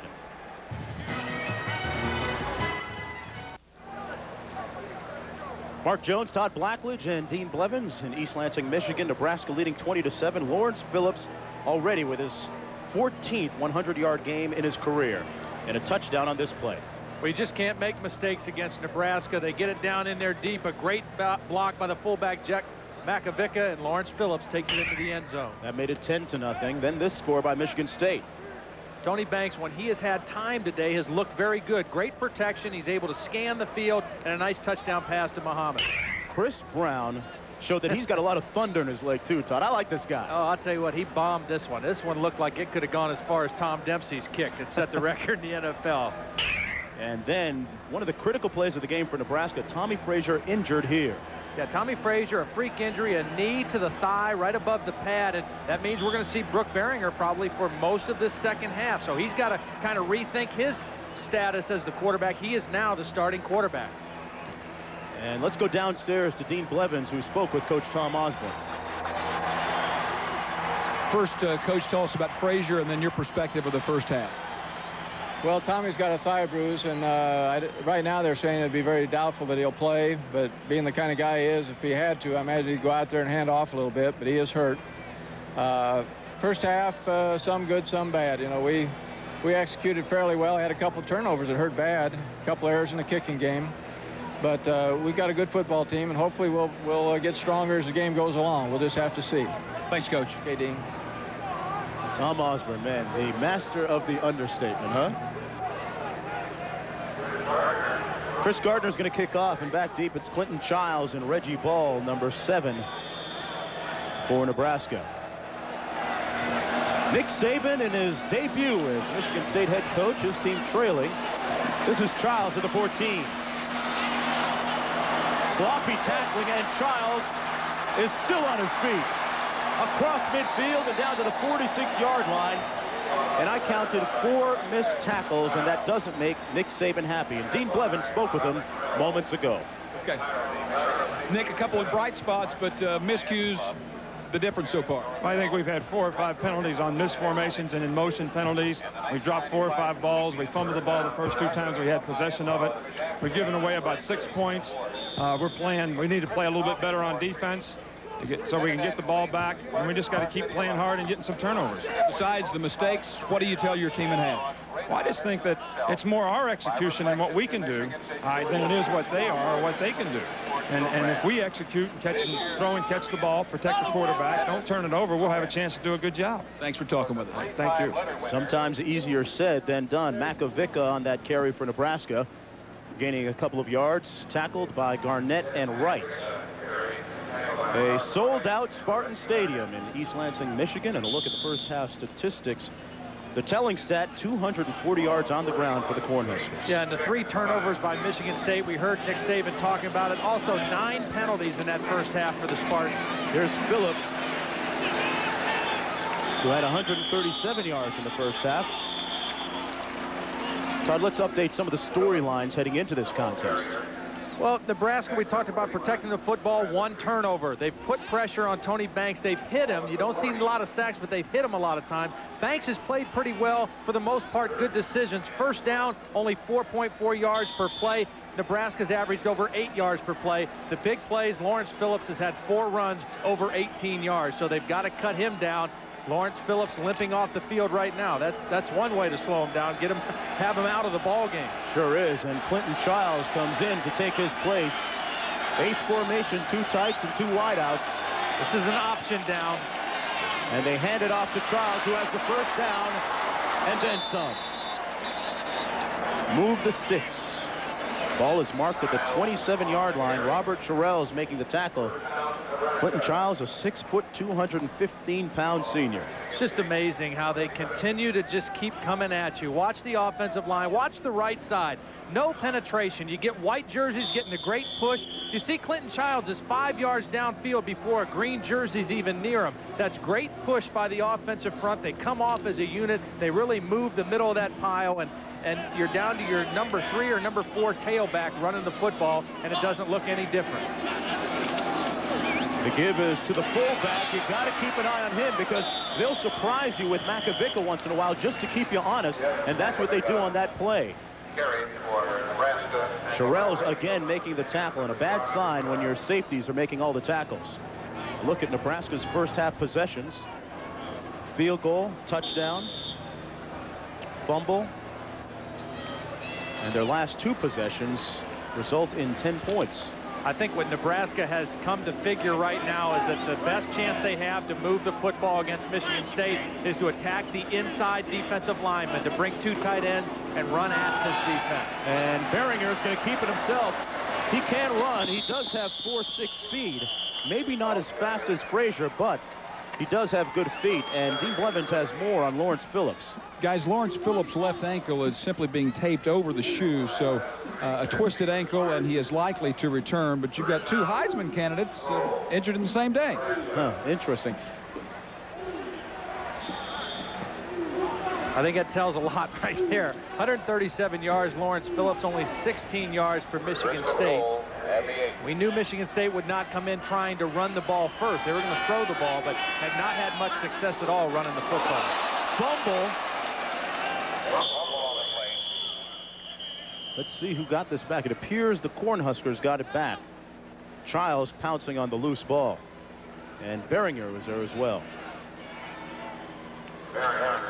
Interesting to think that so many people in Lincoln put pressure on Tom Osborne before he won that national title, perceived as not being able to win the big one when they've won so many huge games during his tenure. Yeah, they've averaged 10 wins almost his entire career, though. I mean, he's had great success, but I guess until he won that big game last year, that was just the one he had to get over with. On second down, the fullback, Makovica, pounding his way down to the 6-yard line where he's tackled by Carl Reeves, number 55. Part of the Nebraska philosophy is that we're going to play a lot of people. We're going to play 2 offensive lines. We're going to play a lot of running backs. We're going to keep fresh legs coming at you. And sooner or later, we believe that we can wear you down. If we can keep your defense on the field, we're going to keep pounding on the inside at you.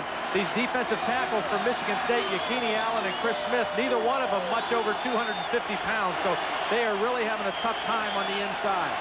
Time to see who's got skills on 3rd and goal. Behringer keeps it. Makes it down to the 3-yard line, 4th and goal. You kick the field goal, or do you go for it? It's 4th down, and in comes the place kicker.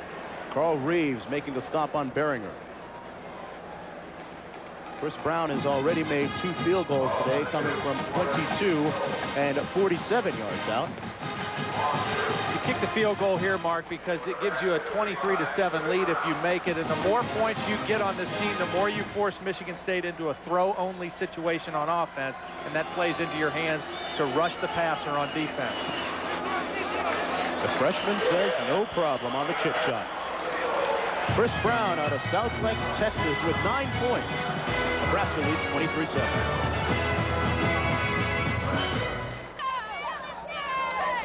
The Cornhuskers taking their first possession of the 3rd period, 9 plays, 44 yards, capping it off with a field goal by Chris Brown, who kicks off now.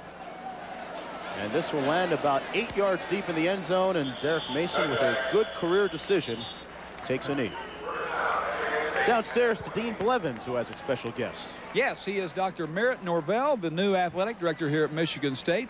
How about a brief resume for us, Doctor? Well, I've spent 8 years as assistant dean of the graduate school at the University of Wisconsin in Madison. I spent 17 and a half years with the IBM Corporation. I ran my private company in marketing and distribution for 2 years and served on the athletic board for the University of Wisconsin during the turnaround and did the color for the football games and had a couple of radio shows. Well, change is the prevalent word up here. That's right. In order for us to get better and be the best, we think we have to make some changes. So we're in the process of hiring a new baseball coach. We've got a new associate athletic director coming in for marketing, promotions, and external affairs, and we hope to close on a new track coach this week. Thanks, Coach. You're headed down, or excuse me, Doctor, you're headed down the right path. Thank you very much. All right, back to the booth. All right. He's done a little bit of everything, probably coached at some point, too. An impressive resume. And we might add that they are doing things the right way here in East Lansing. in this renaissance period of athletics. I don't know about the other coaches, but I do know Nick Saban's a good football coach, and he is thrilled to be back here on campus at East Lansing. I think he'll get this thing turned around. He was here during the period 1983 to 87 when they last played at the Rose Bowl.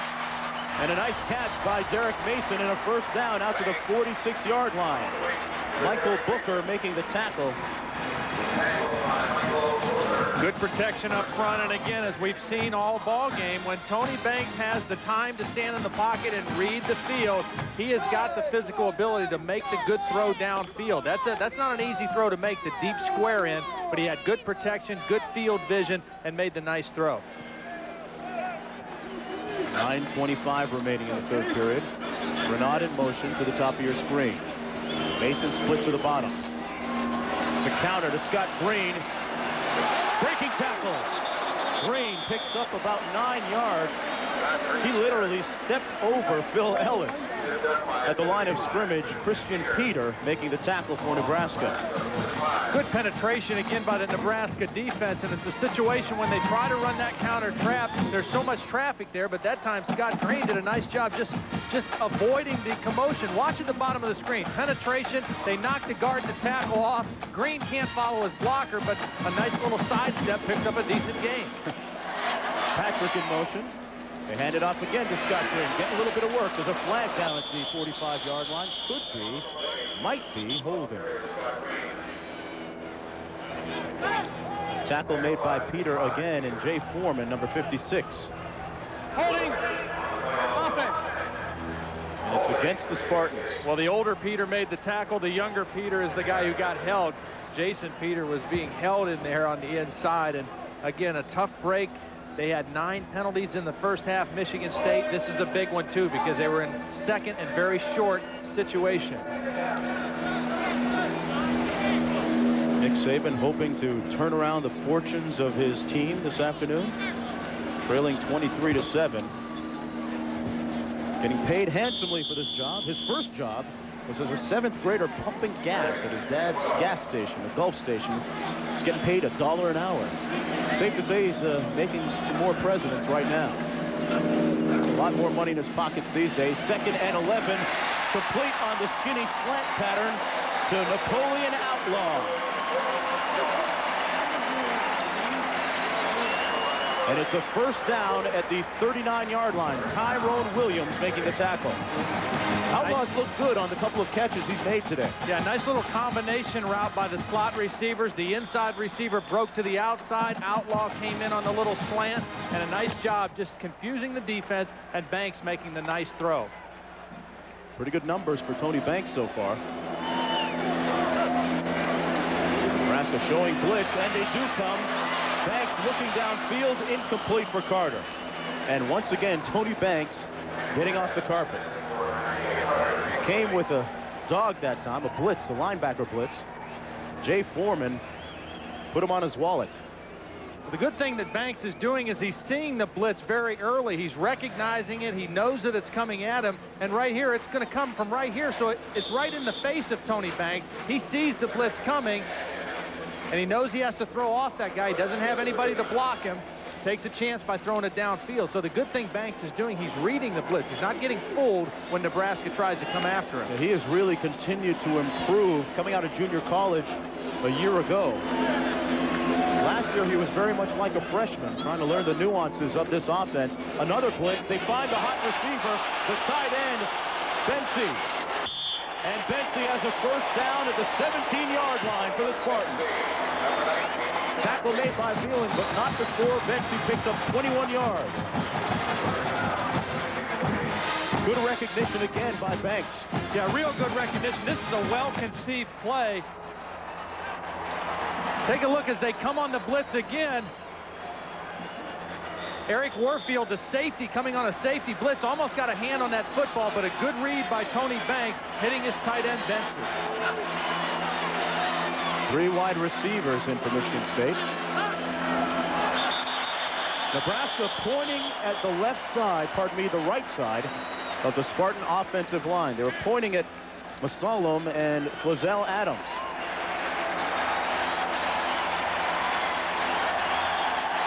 but it's going to be against Nebraska. Dead ball. Offside. Defense. Let's go back to that last play. Now, these two receivers are going to come off to the inside. The tight end, Bensey, he'll release to the outside, and the defense is going to get caught in the wash here. The two inside receivers, they'll occupy the defense. You see 3 white defenders went to the 2 receivers. Nobody went out with the tight end. A big play against the blitz for Tony Banks. 7:36 remaining in the third quarter. 3 wideouts in for Michigan State. They trail 23-7. Outlaw in motion. Banks complete to Scott Green, and Green has another Spartan first down. Good offensive execution by the Spartan offense. Nebraska really making a commitment to come after Michigan State now. They've blitzed about 4 plays in a row, and each time Michigan State has made them pay for it. Here comes the blitz again, right into the face of Tony Banks. They're going to run a little slip screen to the fullback. You can see Jared Thomas read the blitz, or read the screen, and tried to turn and make a play, but he was a little too late. And this Scott Green, he is a productive player. Soft hands, hauled that thing in with one hand. First down and goal for the Spartans. Carter in motion.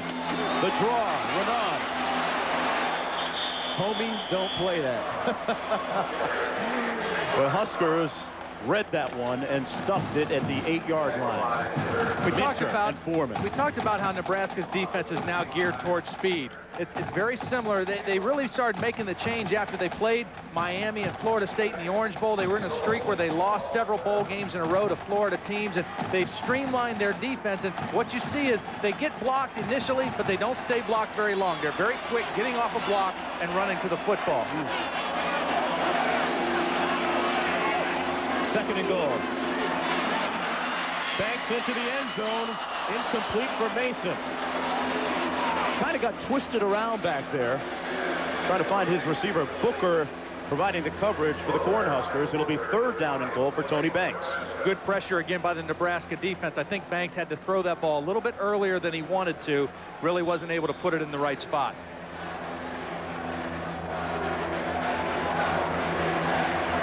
Third down and goal. A score of some sort is paramount for the Spartans.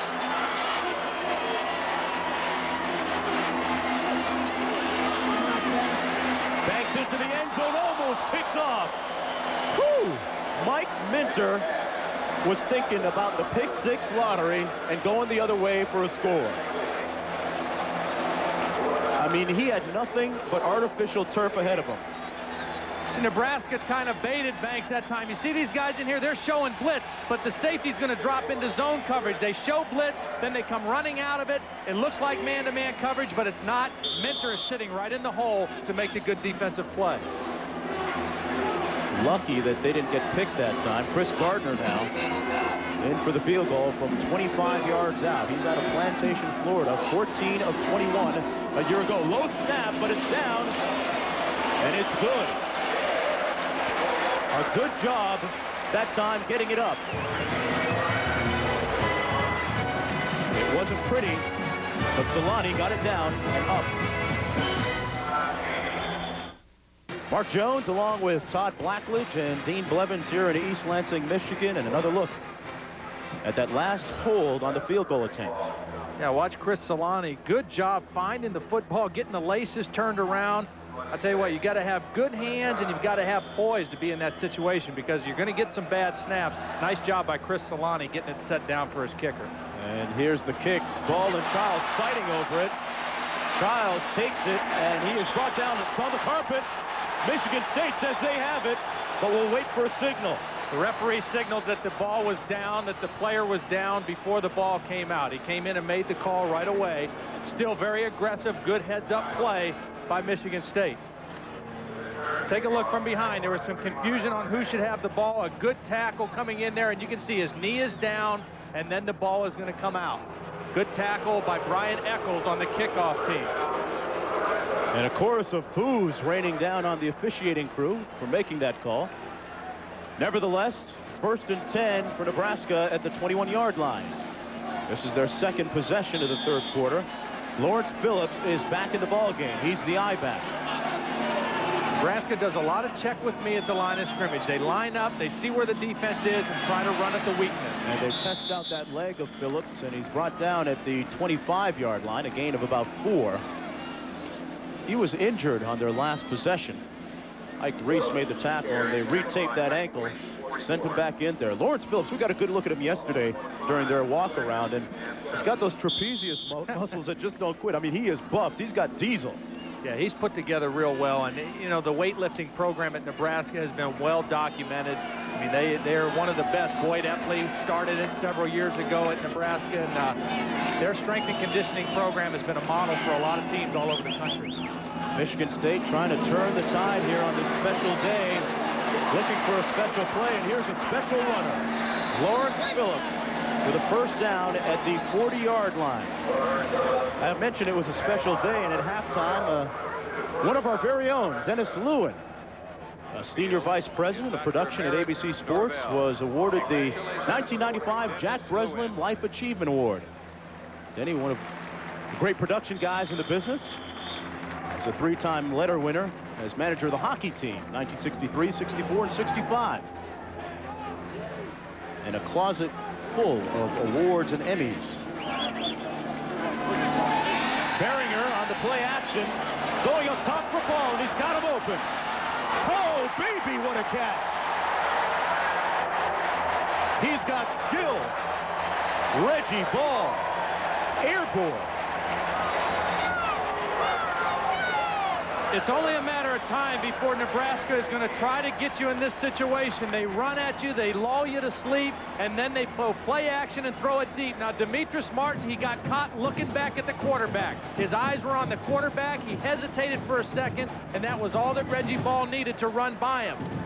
Martin tries to get back into the play, but an outstanding catch by Ball, going up and catching the football with his hands, extending the body, catching it with his hands. Todd, last week he had a 76-yard reception for a touchdown. That was a career long. Here's Makovic, the fullback, down to the 1-yard line. It amazes me how they just keep you guessing. Fullback option, so many different packages. They go deep on you. They don't throw the ball often, Todd, but when they do, you know, a lot of them go for big gainers. Right. I mean, their passing game is designed to get big plays. It's not designed to nitpick at you and get 5 yards here, 10 yards here. They try to lull you to sleep with their running game, with the option, and then they go play action deep and throw it to a fast guy out on the outside. There's a look at the play selection we were referring to moments ago. 2nd and goal. Lawrence Phillips hits the end zone. He knows where it is. Nebraska touchdown, 1-yard run, number 1, Lawrence Phillips. Cash it. Lawrence Phillips gets paid, as does the Nebraska offense. Another touchdown, and they lead 29-10. Phillips, 19 rushes, 158 yards, and 3 touchdowns. Heisman numbers? Yeah, I think so. Going for 2 now.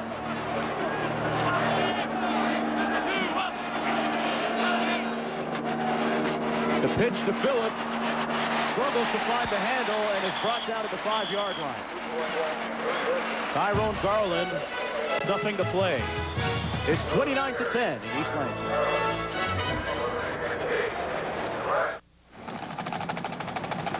Lawrence Phillips scoring a touchdown. Yesterday saw him at practice. He was listening to his Walkman, listening to a little Jodeci, he told me. Take a look at this graphic. We showed it earlier. The thing that's impressive about Nebraska, 41 out of 51 times, we'll look at that, 36 touchdowns, 5 field goals. When they get inside the 20, they put it in the end zone. Michigan State's last series, they had a nice drive. They got it inside the 20, had to settle for a field goal. That's the difference. This one, Todd, coming down at the 2-yard line. Mason has been unable to break one today. The Nebraska special teams on kickoff has been very efficient today. I'm a firm believer believer in the fact that if you have an experienced quarterback coming back, you have an advantage in early season games. And Texas Tech, Zevi Lethridge is a very good quarterback. Penn State starting Wally Richardson has not had much game experience. They've dropped the ball on the carpet a couple times, and Zevi Lethridge is playing very well for Texas Tech. All those long trips by Texas Tech Spike Dykes across the Texas Plains really paying off. His recruiting really starting to flourish a little bit down there. 4:25 to play in the third quarter. Banks hands it off. Green reverses field out to the 24-yard line. Gain of about 4 on the play. The tackle made by Ryan Terwilliger. That's a typical Scott Green play. It doesn't look like much. It doesn't look like he's going to gain any yards. He doesn't look flashy doing what he does. All he does is gain 5 yards. And if you move the sticks, and he's just that kind of a productive player. And look at some of the action in the Big 8 today. Soon to become the Big 12. A lot of evening programs. And don't forget that on ESPN tonight, it's Colorado and Colorado State. Buffalo's looking impressive last week on ABC against Wisconsin. That's Scott Green out to the 26-yard line. You know, when Nick Saban took over this program, one of the biggest problems they faced were players who were not in good condition. Finish that story up a little later, and Dean Blevins has something more for us now. Well, Nebraska has your typical bumps and bruises, and all players will continue to play with the exception of Frazier. But Michigan State's number 44 linebacker Ike Reese had his hand x-rayed at half, a cracked bone in it, and they put a soft cast on it. And Sean Hart has cramps, the starting cornerback, number 17. He will play. All right, Dean. 3 minutes to go now. Banks tipped at the line, up in the air. Play a little hot potato. It'll be 4th down and 3. Punting time for the Spartans. And in the corner of the end zone, there is a sea of red. The Cornhusker fans responding vocally to that great stand by the Nebraska defense. Charlie McBride, the defensive coordinator for the Huskers, he is really coming after Tony Banks. Now, until they get inside the 10-yard line, then they're playing zone defense. But out in the field, he feels comfortable with his defense and the lead they have to really come after him. Terrell Farley, where are you? He's blocked nicely on that play. And the punt will be downed at the 33-yard line. Well, are Joe's boys going to come back in Penn State? John, what's up? Well, Mark, fumbles causing problems for Penn State, now causing problems for Texas Tech. Byron Hanspard coughs it up here. Terry Killens, the linebacker, recovers it, and it sets up a Penn State touchdown on the next play. John Whitman, with his second of the game, just pulls his way into the end zone, and right now it's 20-14. We'll keep you up to date. Mark. All right. There's a palpitating Penn State heart next to me, folks. It's getting a little stronger, too. Lawrence Phillips trying the left side. And stuffed by Jabbar Threets. And flags down, maybe a little too much extra by Threets. That's really an unfortunate penalty if that's the way it's going to go, because Jabbar Threets played this play so well, and he's had a good game. The junior college transfer out of Garden City Community College in Kansas has stepped in and played very well in his first game. Personal foul, defense, first down. Boy, I'm with you on that, Todd. I mean, you can't fault the officials, but it's tough to turn it off. Well, watch the play now. You know, Jabbar Threets has made a great play right there. Okay, the play is stopped, and I think they're calling, you know, a late play at the end of the play. Terry Harvey, number 51, came running in there and got a shot towards the end of the play. I don't think the penalty was on Threets. I think it was called by someone coming late and making a hit on the play. It might have been that a little body slam at the end. 2.5 to play in the third quarter. Handoff is to the fullback, Makovica. Moments ago, I was talking about Coach Saban and the type of program that he inherited. One of the most important things that he had to rectify was the conditioning and strength of the players. That is where his strength and conditioning coach, Ken Manny, came into play. He has made certain foods and places around campus off limits to up their muscle tone and lower the body fat percentage. And as a result, chicken wings at the Land Shark on Monday nights are now a faux pas. Phillips stuffed at the 49-yard line by Ike Reese. Ike Reese, you can see he's got the cast on his hand. He had the broken bone in his hand, and he's a competitor. I mean, you know, he's a perfect guy to play for this team because their nickname is the Spartan. You talk about a Spartan football player. Ike Reese is a Spartan. He loves to compete. He loves to fight. Watch, good defense, good penetration, and leverage by Ike Reese, keeping outside position, forcing Lawrence Phillips back to the inside. Reese, one of those players that came in improved condition. Was talking about how they have a better diet this year in East Lansing. Their food is color-coded, Todd.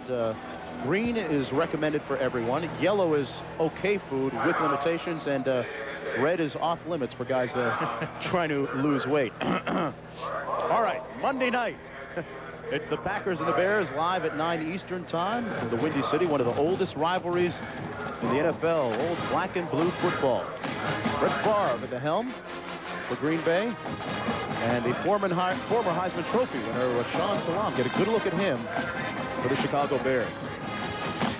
Chicago looked very good in their opener last week. Eric Kramer played well, back as the starting quarterback for the Bears. And look at the quarterbacks in this ball game. Brett Behringer in there a lot today now. 4 of 7. He had the big pass to Reggie Ball. Tony Banks, pretty decent numbers, but you know, now they're in a situation where he's got to make some big plays. And in fairness to him, it's pretty tough when you're behind against a good defense and you can't run the football. But he's got to get some plays downfield to his wide receivers and try to get some quick points on the board. Behringer, a active hunter and fisher.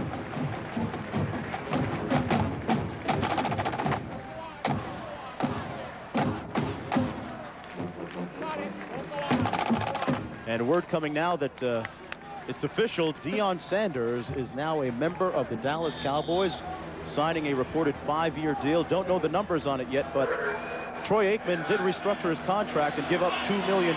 They might have to put Deion on layaway, the amount of money they're paying him. The snap goes to Phillips. They got all kinds of tricks. And these tricks aren't for kids because Phillips is going to score. Touchdown, Cornhuskers.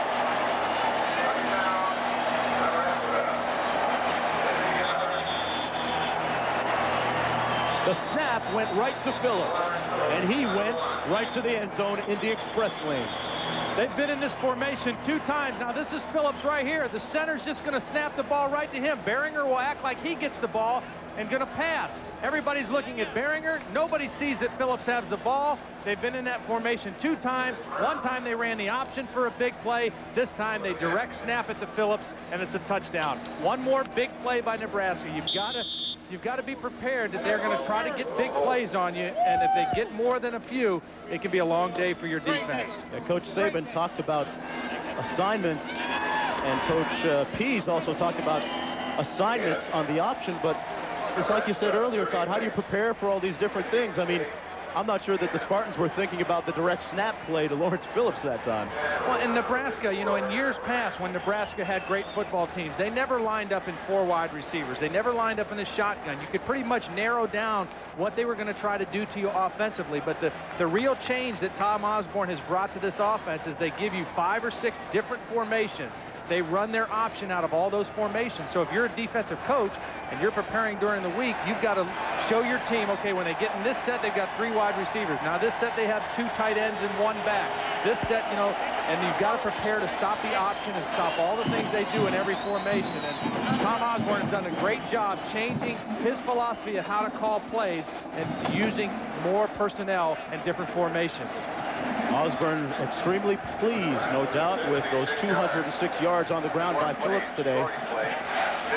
Todd, I want to ask you, do you think that it's going to hurt Frazier and Phillips in terms of splitting votes for the Heisman Trophy? I think ultimately that will hurt them. I think that it's tough to have 2 Heisman candidates on the same football team. And certainly Lawrence Phillips, though, is 153 yards in the opener last week, over 200 yards in this game. He's making a very strong statement. And unfortunate for Tommy Frazier, being on the bench, it's pretty hard to impress anybody.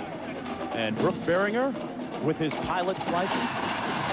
piloting this team to a very successful second half so far. Dean Blevins has more from a QB's perspective. Well, I say you vote for the quarterback all the time, guys. I'm sure Todd agrees. Oh, I'm shocked.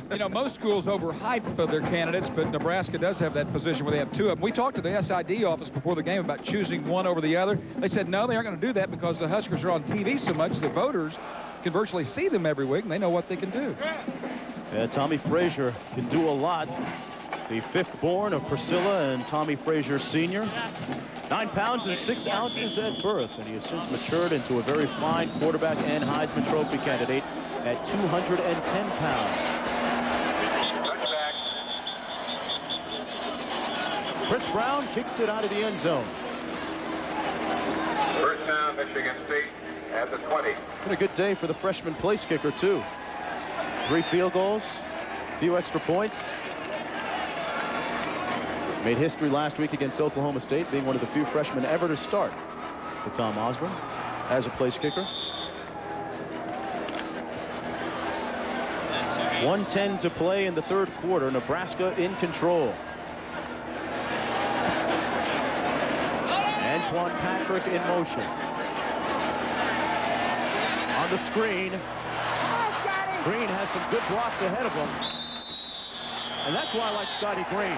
You don't see him run out of bounds. He'll put that shoulder on you and put the hat on you, too. Fighting for every single yard. Ryan Terwilliger making the tackle, along with Mike Minter. And don't forget, coming up next, Lou Holtz and the Fighting Irish, trying to bounce back from that loss last week, taking on their in-state rivals from Purdue.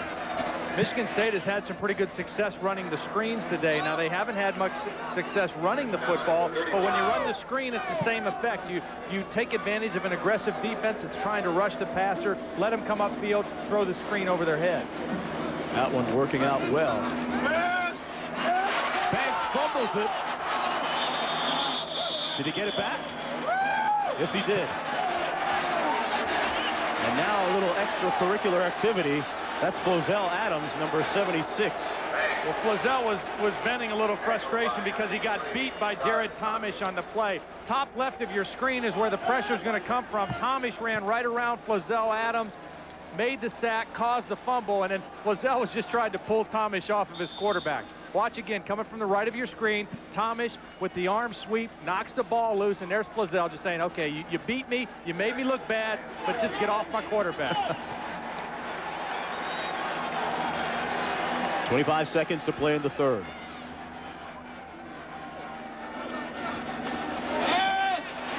Under pressure again.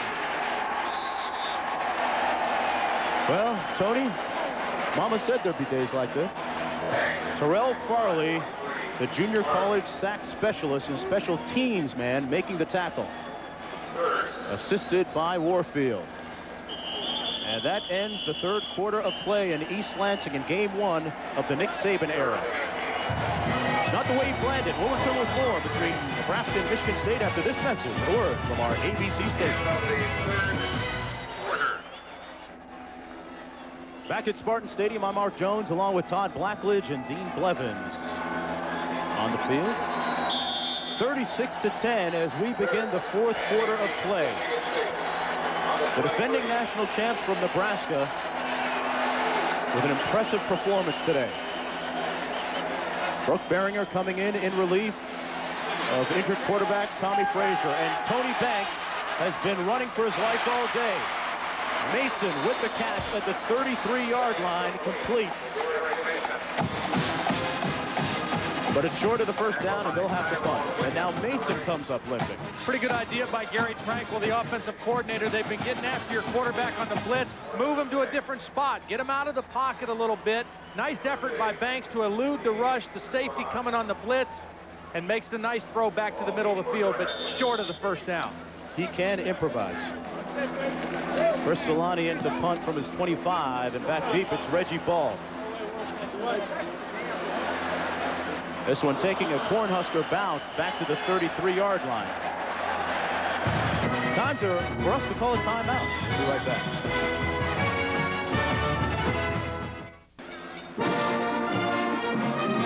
I'm telling you, this Michigan State Spartan band takes requests.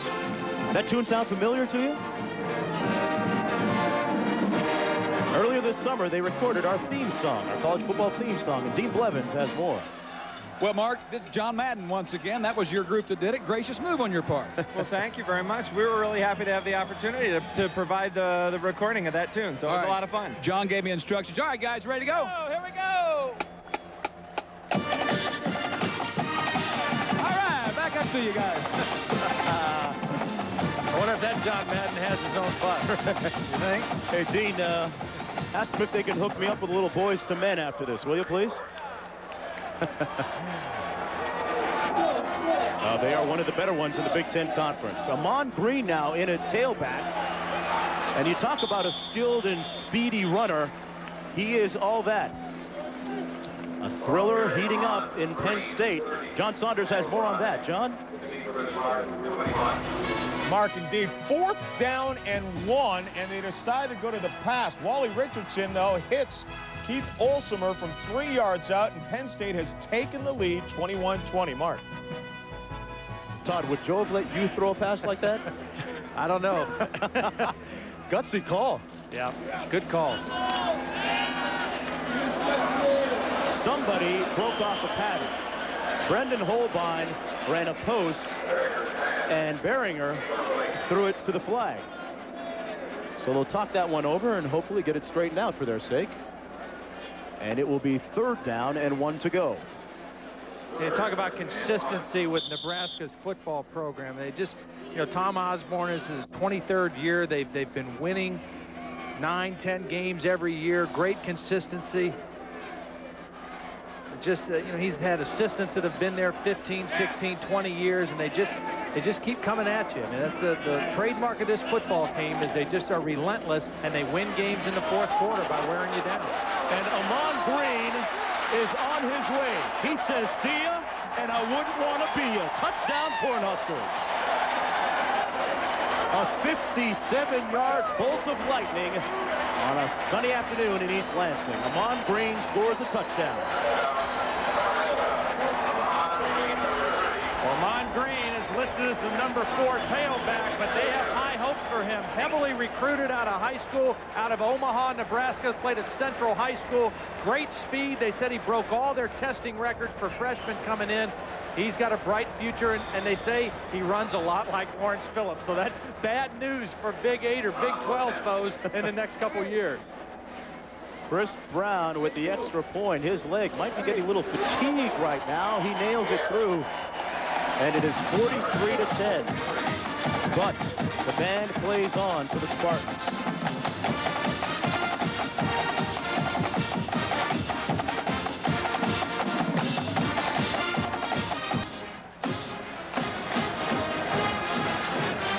This day has belonged to the Big Red.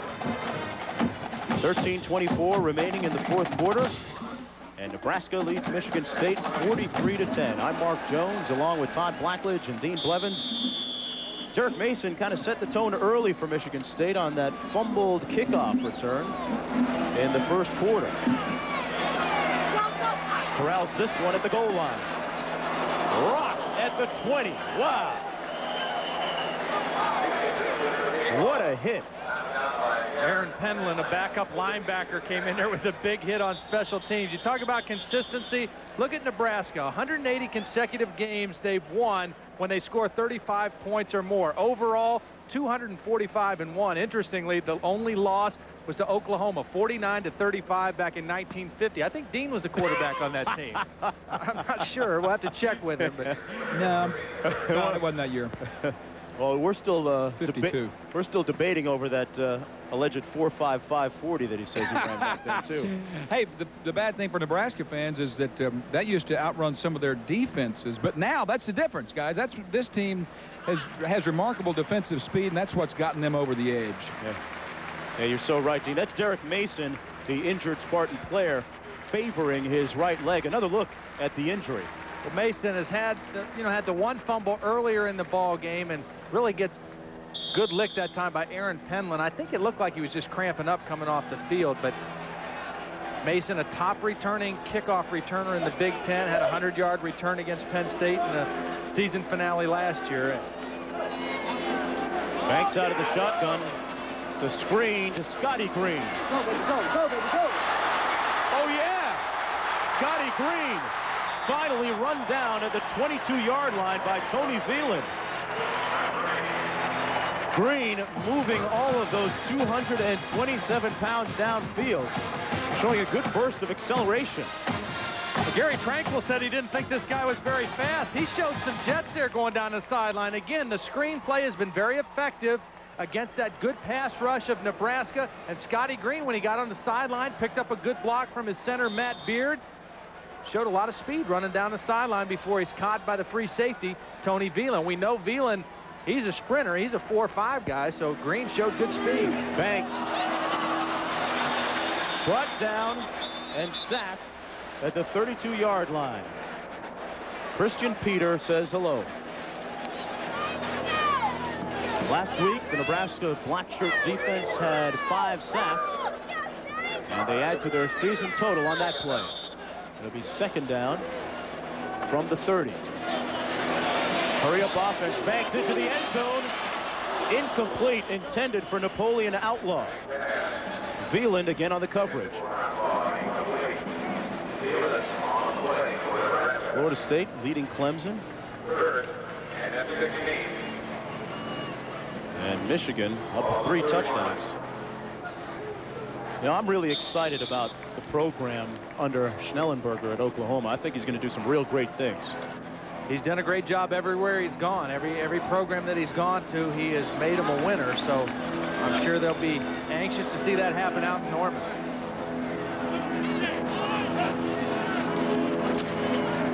Banks complete. And Mike Minter introduced himself to Luke Bency.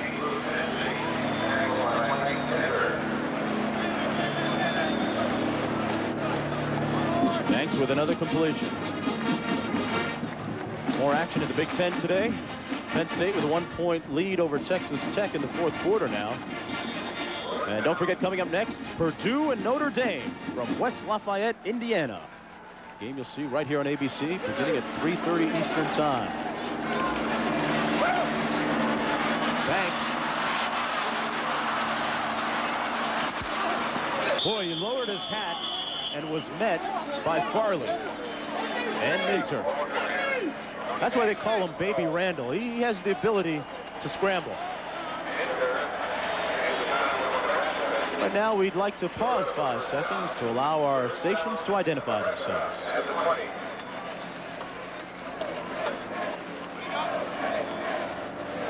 Score in East Lansing, Michigan, Nebraska 43, Michigan State 10 with 11:54 remaining in the 4th quarter.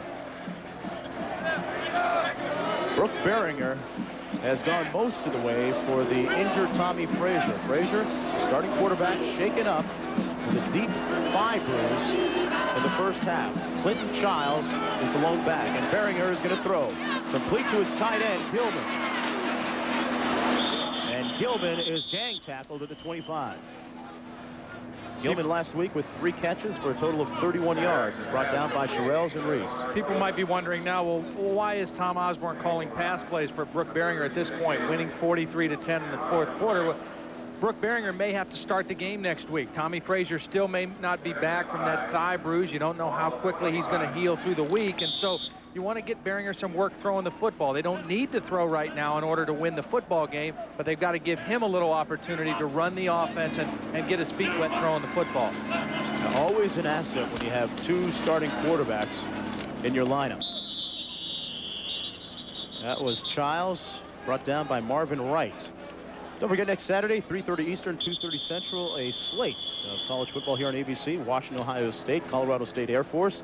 We'll be out in Pasadena doing the Bruins and the Ducks. Pittsburgh and Texas, and Tennessee taking on the Fun and Gun offense in Florida. That game in Tennessee. That's at 3:30 Eastern, 2:30 Central. Call your cable operator for the pay-per-view games available in your area. Lawrence Phillips out of West Covina, California. The Cornhuskers presently awaiting an investigation, an ongoing investigation by the NCAA into some money and a car provided by the group home of which Phillips is a member. But he has been cleared to play. Thus, there will be no forfeiture of games by the Cornhuskers. You got to really respect Lawrence Phillips, too, because he's been able to put that beside him and go out and play. And take a look at this again. We talked about how well they play when they score 35 points, when they rush for over 300 yards or 139, 5-0. Little counter tray right here. Clinton Childs finding a gaping hole. Looked like there might have been a face mask, but no flag thrown at the 47-yard line. Robert Terrell's again making another tackle. And as I said earlier, a bad sign, Todd, when your safeties are making a lot of stops. Yeah, it sounds good on the stat sheet, but you don't like it when your safeties are coming up. Take a look at today. 450 yards rushing for Nebraska. They ran for 513 last week against Oklahoma State. It really isn't any wonder why Nebraska has led the nation in rushing 3 of the last 4 seasons. I mean, they keep grinding at you. They got big bodies up front. They keep pushing you, and they wear you down with great tailbacks. In the flat, Clinton Childs unable to hang on to that one. Pass incomplete, intended for Childs.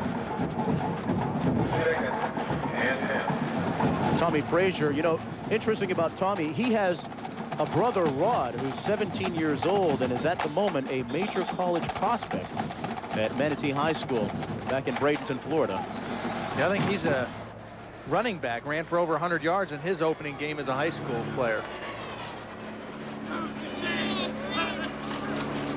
Beringer back to pass on 2nd and 10. The flanker screen to Holbein.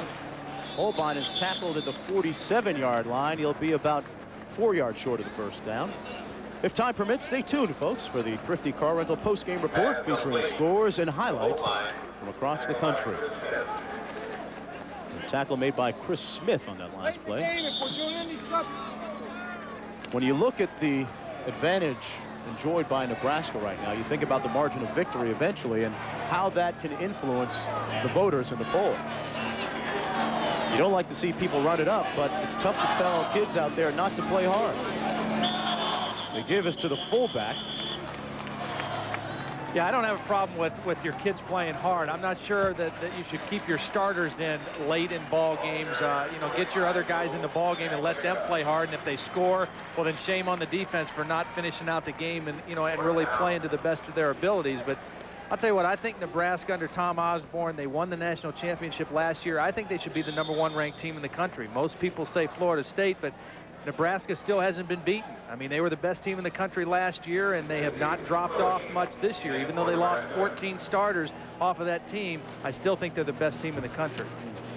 And their schedule is very conducive to finishing undefeated again. The ball taking a Michigan State bounce that time, coming all the way out to the 15-yard line, where it's finally down. Michigan State looking to salvage a little more than pride with 9:03 to play. Welcome back, everyone, to East Lansing, Michigan. Todd, we talked about Nebraska and their upcoming schedule. Very conducive to going undefeated even before they're tested in a strong way by Colorado. Yeah, it really was. You know, they've had 2 road games to start the season, which was a little unusual, but now they go home. They get 5 games in a row at home. Not a real stiff challenge in those 5 games. October 28th, I think, is when they get Colorado. That'll be their stiffest challenge. They should be undefeated by that point in the season. And they have had a ton of success against the Buffaloes of late. Last year, they really waxed them. Bit of a surprise, too, in very convincing fashion. The guy who's very familiar with Nebraska, having played against them, is Dean Blevins. Dean? Guys, it's really ironic that Michigan State man is largely responsible for Nebraska's turnaround.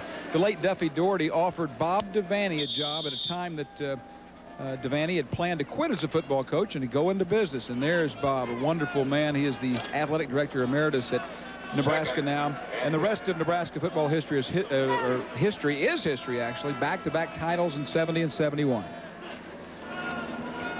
Tremendous, almost unparalleled football tradition in Nebraska. Here's Banks, backside pressure, and he throws it away. Good coverage that time on Scott Green by Terrell Farley.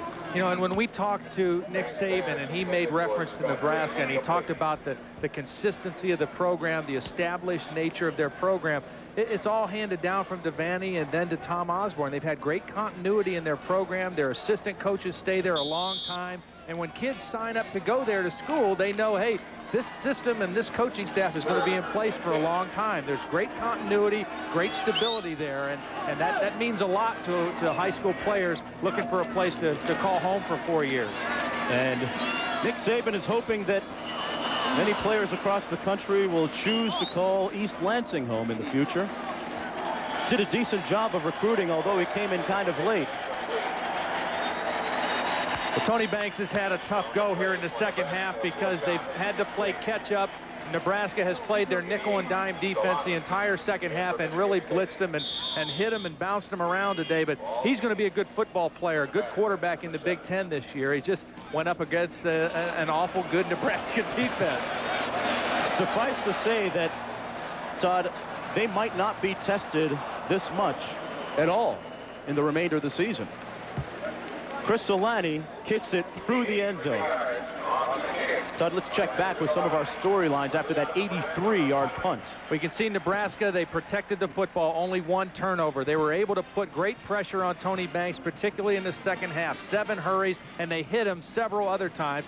Banks, pretty good numbers throwing the football, but had to play catch up. They didn't do a great job on first down. Michigan State didn't do a great job defensively on first down. And the big plays, Lawrence Phillips responsible for the majority of big plays against the Spartans today. And now we have the 3rd string quarterback in, Matt Turman, who hands it off to James Sims. Sims says goodbye, Spartans.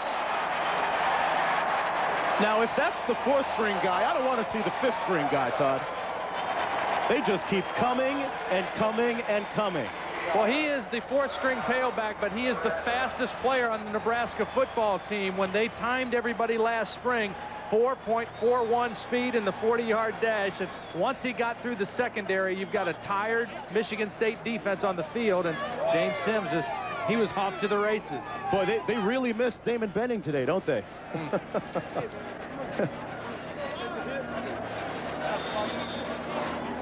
Damon Benning might be wanting to look up in his history book who Wally Pipp was.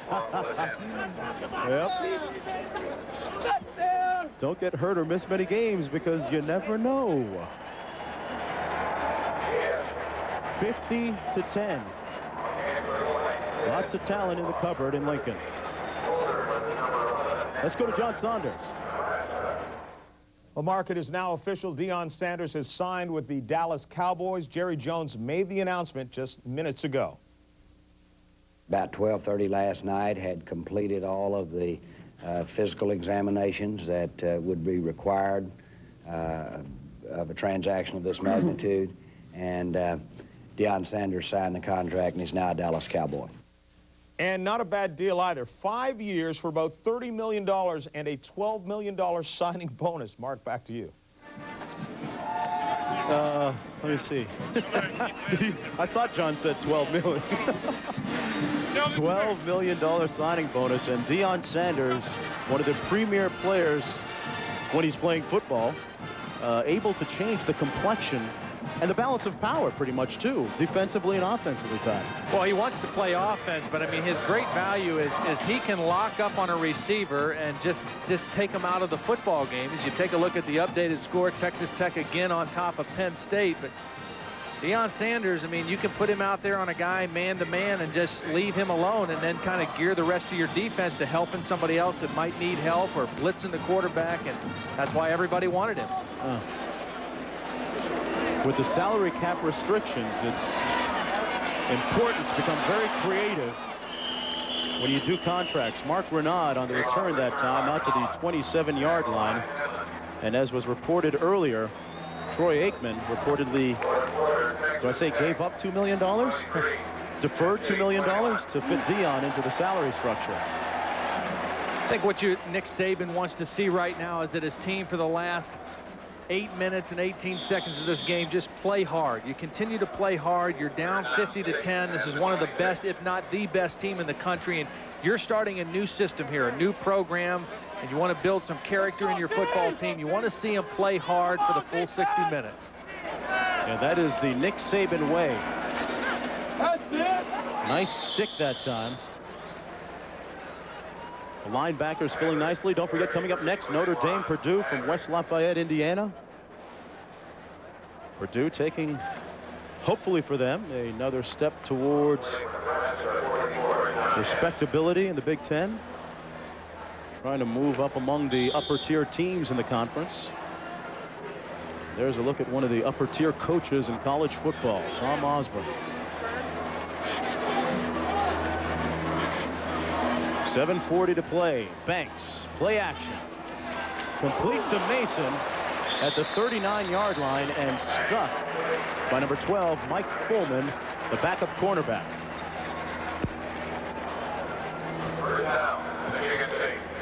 It's good to see Mason back in the ball game. Didn't return that last kickoff. Good timing route, the slant pattern. Little high, but Mason does a nice job knowing he's going to get hit, but making the catch. Good tackle by Fullman, a transfer from Rutgers. Fullman is the smallest guy on the team. We know they've got a lot of big guys, but Fullman is the smallest guy, 5'7", 160 pounds. Backside of the eye. The give is to Patrick, and Patrick is tackled at the 39-yard line, right at the line of scrimmage. Memphis finally getting on the board against Michigan. The Sooners still have a lot of talent. I was referring to that earlier. And coming up next, Purdue and Notre Dame.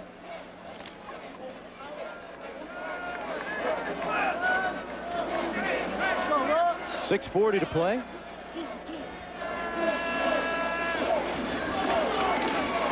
Banks is going to pass. Throws a nice out pattern, complete. Near midfield at the 49-yard line. Number 20, Octavius Long making the reception. People ask, you know, what's a big league arm? What's an NFL-style arm? This is it right here. He was on the left hash. He's throwing a 15-yard out to the right sideline, and it's on a rope. There was no air under that ball. I mean, that is a big league arm by Tony Banks. He comes out of the break, and the ball is waiting for him on the sideline. Very few quarterbacks in college football can drop back and make that throw on a consistent basis. At that great size, too. They hand it off to Scotty Green. Brought down at the 46-yard line this time. The tackle made by John Hesse. And we will see Michigan State play hard the entire 60 minutes. That is the Nick Saban way.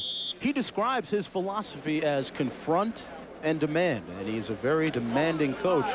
When he first got the job here, had a team meeting, called all the players in and said it was going to be his way or, well, there's the door, basically, and nobody left. They've made a commitment, and you got the feeling that the players here in East Lansing wanted to be disciplined. Brought down by Farley. Terrell Farley sacks Tony Banks back at the 46-yard line. Tough to run that bootleg into the face of a blitz. That time, if you drop back and pass, it's a little easier because you can see it coming. Take a look at Michigan State's schedule. Of course, you see they only have the one bye week listed there, November 18th, because they didn't start last week. They had the first weekend off. This is their opener. They play Boston College on the 30th. That's going to be a real nice game. Mark Hartzell, the quarterback for Boston College, extremely talented. They got a win on Thursday night. Yeah, that was a tough win. Going to Blacksburg and win, that's a good bounce-back victory for Boston College. 50-10. And Tony Banks is on the move. Oh, wow, did he get jammed up at the 35-yard line. And the ball is loose downfield. I'm telling you, when Tony Banks comes to, his clothes are going to be out of style. That was a heck of a hit. It's nice to see him up. Well, Banks just held on to this ball for so long, and the defense, as he left the pocket, he's got white shirts following him. Now, this is not a fumble. He was throwing the football forward, but Chad Kelsey came in there and really put a lick on him. Is that what you call it? Oh, wow. I mean, you know, you're so unprotected in that kind of a situation. You just can't, you got to know that defensive is coming after you. You've got to get rid of the football. Yeah, Banks looking for the team chiropractor right now. Under 5 minutes to play. Solani with a nice punt, driving ball back to the 7-yard line. Number 7's going to try and return it. Good special teams coverage that time. Number 35, Brian Eccles, making the stick. A 47-yard punt, middle on the return.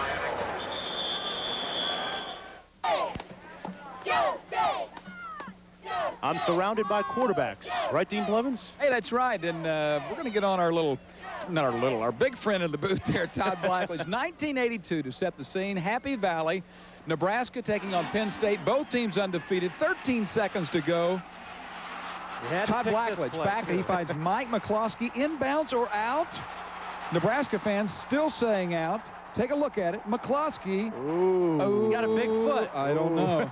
All right. And there were a couple of other calls that were questionable. We'll hear Todd's side in a minute. Now, the counterpart to Todd is on the other side today. Nebraska quarterback Turner Gill. And he is the quarterback's coach here. Turner, good friend of yours, I guess, Todd, but he said definitely bad calls. What do you say, big guy? Oh, he was standing so far away. How could he see? Joe Paterno eventually said it was a bad call. What do you say to that?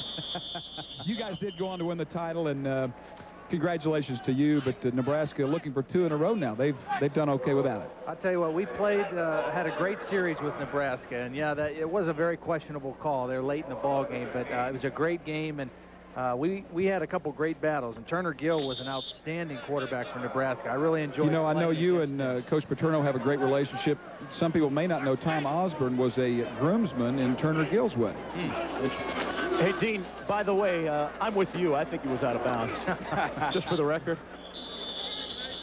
Well, the genuine Chevrolet most valuable players of the game are Lawrence Phillips from Nebraska with 206 yards rushing, 4 touchdowns, and Tony Banks from Michigan State, 21-35 for 290 yards, a touchdown, and an interception. In celebrating its 25th year of NCAA sponsorship, Chevrolet will donate $1,000 to each school's general scholarship fund to reward outstanding students for their academic achievements and to assist those in financial need. Terman passing, broken up nicely. That was Aldi Henry. You know, the worst thing about showing that play Tell is me. now I've got to answer questions about come that. Correct every and time come clean. Every time I talk to anybody from Nebraska again. Let me change the subject for us. A quick second here. Nebraska at home, as we mentioned, for the next 5 consecutive games before the big one against Colorado. And then, speaking of big ones, a game you'll see on ABC November the 24th against Oklahoma. Last year, the Sooners played them tough before the Cornhuskers finally prevailed. That's Terman on the option, keeping it out to the 26-yard line, where he's tackled by Tyrone Garland. As you were saying, my man. You know, one of the things about Nebraska is the continuity we talked about in the program. Look at this, combined 114 years of experience in the assistant coaches. That's Turner Gill there. Now, he's only been there 4 years, but he was a player for Tom Osborne in the system. Everybody that's been there is very familiar with the system. And defensive coordinator Charlie McBride's been there 19 years. Frank Solich, the assistant head coach, has been there 17 years. I mean, it's just great stability in that Nebraska football program. As you mentioned, that really is a positive when you're recruiting. And their counterparts, the crew that Nick Saban has assembled, also with a very impressive resume. Yeah, Nick Saban really feels like he's put a great staff together. Now, 2 of the coaches on the staff, Pat Shermer, the tight end coach, and Bobby Williams, the running back coach, they were holdovers from the old staff. Everyone else he brought in new. Charlie Baggett was a former quarterback here at Michigan State. Last year was with the Oilers. The defensive coordinator, Dean Pease, he was at Notre Dame last year. So he's put together a very good staff as well. Now, Gary Tranquil really did some innovative things at Virginia Tech. Turned that thing around. Push punting. Mason at the 27. Little stop and go, and then stopped at the 28-yard line. With 2:09 to play. And don't forget, coming up next is the Notre Dame Fighting Irish against Purdue. So stay tuned for that one. You know, you mentioned Gary Tranquil. It's interesting. This is the 4th time that Tranquil and Saban have been together. I mean, they've been together at a couple different places. In fact, at one point in their careers, Gary Tranquil was the head coach at Navy, and Saban was one of his assistants. They were together with the Cleveland Browns for about 3 years in 91 through 94. So these guys are very familiar with each other and have a good relationship. And speaking of offense, you get a look at the new quarterback, Damian Hiram. He's a 6'5" sophomore, 198 pounds. A couple of tall quarterbacks for the Spartans. Banks also going 6'5". And then behind Hiram, they have Gus Ornstein, a transfer from Notre Dame, who the coaching staff is very high on. Well, that's a shocker there. North Carolina off to an 0-2 start. Mac Brown's team was expected to make a run for something in the ACC. This is Tyrone Crenshaw. The deep back, he gets the carry out to the 35-yard line. 1:25 to play.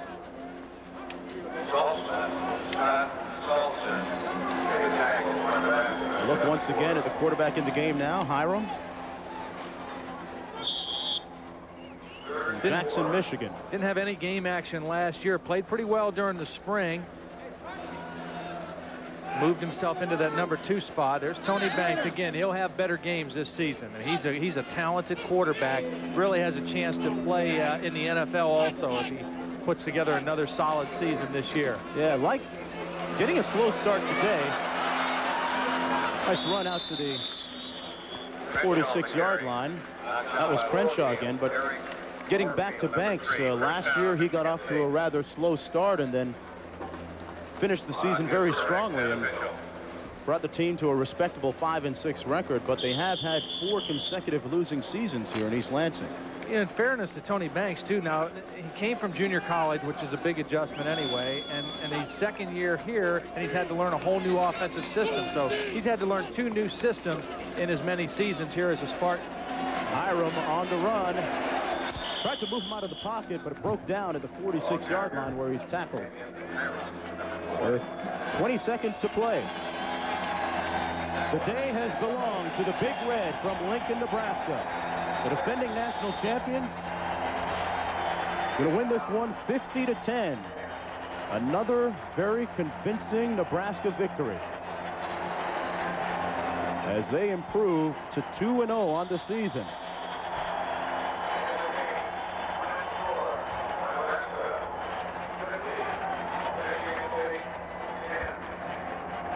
And as he's done so many times during his tenure, Tom Osborne running across the field, victorious. And coming up next, don't forget Notre Dame and Purdue right here on ABC. The final score once again, 50-10 for Dean Blevins and Todd Blackledge. I'm Mark Jones. It's all good. We'll see you next week.